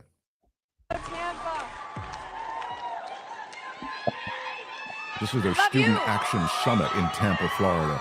So Megyn Kelly's on stage with Charlie Kirk. Megyn, you're here on a slow right news day. Nothing's going on. Has anyone been on X in the past hour? They're happy. That's why you know they haven't That's right. been on social media. We'll update you. Why don't you update them, Megyn? Well, this is the first big scandal, I'd say, of the Trump administration that's on Team Rational. It's not a fake media scandal like the left tries to create for President Trump every other day. It's one of the right's own making, and it's not going well. And it has to do with Jeffrey Epstein. Yeah. Let me just ask you, make some noise if you care about the Jeffrey Epstein scandal. Raise your hand if it matters a lot to you. Raise your hand. So every hand of 7,000 people. Everybody cares. A lot. I said a lot. Every hand. Here's what I think is happening. I don't think President Trump is focused on this. He's focused on a lot of other things which are going great, and he needs to be focused on those other things. Jeffrey Epstein's not the most important thing on his agenda by any stretch of the imagination. I mean, he's crushing it on the tariffs, foreign policy, just got nominated for the Nobel Peace Prize. If not Trump, then who? Honestly. Barack Obama got the Nobel Peace Prize after 9 months in office. He had done he shouldn't have gotten it either. nothing. He gave a nice speech about Muslims and they gave it to him. So President Trump should be getting the Nobel Peace Prize, and there's all sorts of things he's focused on. I just don't think this has captured his attention quite yet. But it needs to, because it's starting to create a real hornet's nest within the administration. And I've got to be honest, I blame Pam Bondi. That's what I wanted you to hear. I'll tell you why, okay? I have nothing, yes, incompetence, yes. I have nothing against Pam Bondi as a human being. I was fine with her nomination and her confirmation, and she's been loyal to the president, and I get that President Trump needs a loyal attorney general. Look what happened with Sessions the first time. He went away, and then the next thing you know, we had the Mueller investigation, and it was a nightmare. But there are a lot of other people who can be loyal and competent in that job. Here, she is the reason that things are unraveling around this story right now that virtually all of the Republican Party cares deeply about. It's also true that Dan Bongino and Kash Patel had questions about Epstein before they took office, okay, before they went into the FBI. But once they joined the FBI, they said nothing. They've kept their mouths shut about Epstein. You have not seen them, except for one joint appearance with Dan and Kash on Fox, running all over the media looking for attention on this, yes, clickbaity story. Who have you seen? Pam Bondi. She has never missed an opportunity to go on television and dangle sweet nothings that might be coming your way. Try to lead you to believe that she's got it, it's on her desk, it's coming tomorrow, you're gonna see something on Epstein. And it was a tease. So you either believe that Pam Bondi was telling the truth then, or that she's telling the truth now, but both cannot be true. She was either lying when she went on Fox News all those times saying, I've got it, we're looking at it, wait until you see it, it's horrible. Or she's lying in her 2-page memo that they released on a Sunday night at the tail end of a holiday weekend to Axios, as if Axios is where we all go for our news. Hell no. She went to someone she knew would not kick the tires on the story, and without signing the memo, dropped it in the dead of night and said, that's it, take the crumbs and be happy. Refused to come out and give a presser. Come out and give a press conference, stand there for 6 hours to the point where people are dying of boredom. They've asked all their questions. That's how you put a scandal to rest. But she wouldn't even sign her name to it. And I'm telling you, I have dollars to donuts. It's going to come out that there was internal consternation over that memo and whose name did and did not go on it and who it was and was not behind it. Well, I'm sure that and there's so now, stop for a second. You have a situation. But you can see it. I really wanted you to hear this before the end of the show. Mm-hmm. They want Bondi's head on a plate. And Megyn Kelly is just part of this MAGA movement. You know, oh, Trump's killing it on tariffs. Trump's killing it on everything else. Trump's killing it on immigration. And this idea, and he's not really focused on this. I love that whole spin. You're seeing spin, and you're seeing a coalition forming behind this call for Bondi to be out. And yet Trump and Bondi, as Kim said, Bondi's just doing the bidding of Trump. Yep. And Bondi and Trump seem completely joined. A little bit more, and then we'll finish up. On it and who it was and was not behind it. And so now you have a situation where her words on the record on Fox News are diametrically opposed to what she put in this memo. She's embarrassed the president. She's embarrassed herself. And Dan and Kash, to the extent they've had to sign off on that, let's understand the FBI is controlled by the DOJ. FBI is subservient to DOJ. She's their boss. That they're in this position where the only comments they've made on the record as administration officials have been, we don't think he killed himself, and we don't think he got murdered. We think he did kill himself. We've looked at the tapes, and Kash to Joe Rogan saying, if I saw all these tapes of Jeffrey Epstein with little girls, trust me, I would show you, but I haven't seen it. Okay, so what they're saying now is consistent with what they've said since they joined the office, and that is one of the many reasons why this scandal is squarely on her. And I'm telling you, I'm of the cable news universe. I've seen it happen a million times. People get thirsty. Yeah. That thirst will engulf Pam Bondi, and eventually Trump may have to throw Pam Bondi to the crowd. But this is a real problem, and I'm glad you could see a little bit of it play out. It's the thirst she's talking about is that they want something on Epstein. You cannot say nothing to see here and just keep walking. And so There's calls for a special prosecutor. I mean, Trump does not want a special prosecutor on this. He wants an investigation with a small I. He wants a fake investigation, if he wants anything. Maybe that's the way they'll handle it. But one thing they won't do is impanel some real investigative body to look at look, you've got the FBI on this. You don't need any more investigative bodies. You've got the investigation. You've got the answers. You know what they are. And your crowd so wedded to this idea that it was a deep state conspiracy, they want the transparency that you promised. Trump, MAGA, etc. You guys run it. Now are you the deep state? It's wild. It's wild to see, and because this is going to happen, the way in which they'll try to somehow pin it on Biden, or the Democrats. But the Epstein scandal has extended over 2 administrations. Trump 1, Biden, and now Trump 2. So Trump, you have the power to release this stuff, and you're not doing it. And there's got to be a really good reason why. And I'm sure that there are powerful people on both sides of the aisle, GOP and Democrats, that are involved in this stink. And I'd also say it's an international scandal. Clearly, there are other things going on here besides just the sex and these high-profile political figures. And Trump, just to reiterate, last thing, super good friends with Epstein, not saying he was involved in anything bad. They were just rich playboys, maybe. But Trump was certainly an adjunct to Epstein for long enough that there's a lot of Epstein stink that's on Trump. And that's a problem for him. It's going to be a problem for him politically. Keep the world safe from mediocrity, average man, says Jim Eaton with a $2 super chat. Yeah, thank you. Anyway, that's the world. I wanted you to at least see a little bit of that when it comes to Epstein and when it comes to the calls and when it comes to your vote in the live chat. That's what really got me off on it. It got me thinking, yeah, you'd be surprised. Pam Bondi may be first to resign. But I think right now, odds-on favorite is Bongino, tries to scurry back to his podcast and get back to his big bang on life, talking about the deep state. The Lady Beatrice with a $10 super chat says, this big, beautiful bill is a big, ugly mess that benefits only the rich, and the Senate had no guts to say too many Americans depend on this. Yeah. We're not passing this. Yeah, I agree. And the handouts to Lisa Murkowski were obscene, not unprecedented, but obscene. And there is no soul in what was already a fairly soulless institution of the Senate. Lauren and Bezos said, Lady Beatrice, owe his kids an apology. He doesn't have the decency to invite them to the wedding. So I looked this up, and apparently there were no cell phones allowed at the wedding. And so there are very few pictures. They're not saying publicly whether or not his children were there. The thought is that they were. She has publicly said that her kids were there, but he hasn't said that his kids were there. But he tries to keep them out of the spotlight. So perhaps they were there and we just don't know. Oh, I see. So we don't know that they were there.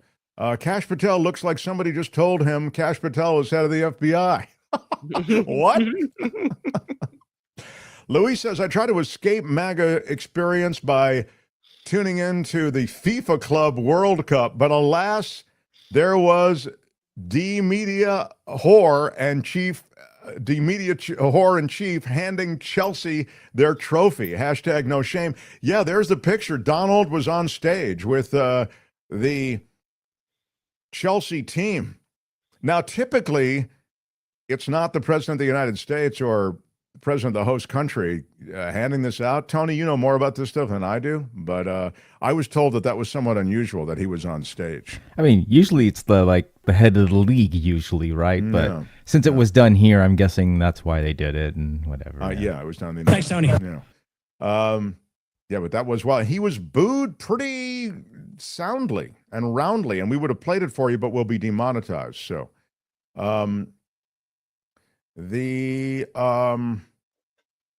it's all a distraction, says Linda, while screwing the middle class. So disgusted. Michael with a Tony announcement about the Silver Surfer.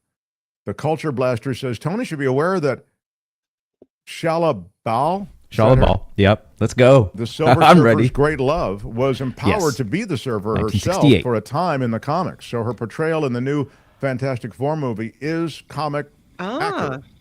I think Not that's what necessarily. I don't like Oh. that argument, and I'll say why. We're talking about 10 pages in a what if book. Not 1968 to 1980 run of Silver Surfer, the Herald of Galactus, and all that stuff. No. We're talking about they did the Disney era 1999 or 2000. 10 pages is where they made a what if book and just did had a 40-year run. They were like, hey, let's just do something fun for another book, and they just made Shalabal the Silver Surfer like, ooh, look, we did something different. Yeah, if you're gonna, it's you had one chance to do the story and you chose this story. You chose this version. You didn't do the real version of it. And there's no going back. Tony does not approve. No. It's the one reason why I'm not going to this movie now. It's honestly that's the reason why I'm not going to see this movie. Tony throwing down. That's it. I'm sorry. Silver Surfer is one of the big deals of you just don't mess up. Conspiracy, says Louise J. Epstein. Conspiracy. Epstein faked his death. Yeah. He's secretly a Biden clone wearing a mask. There was never an Epstein, so there is no list.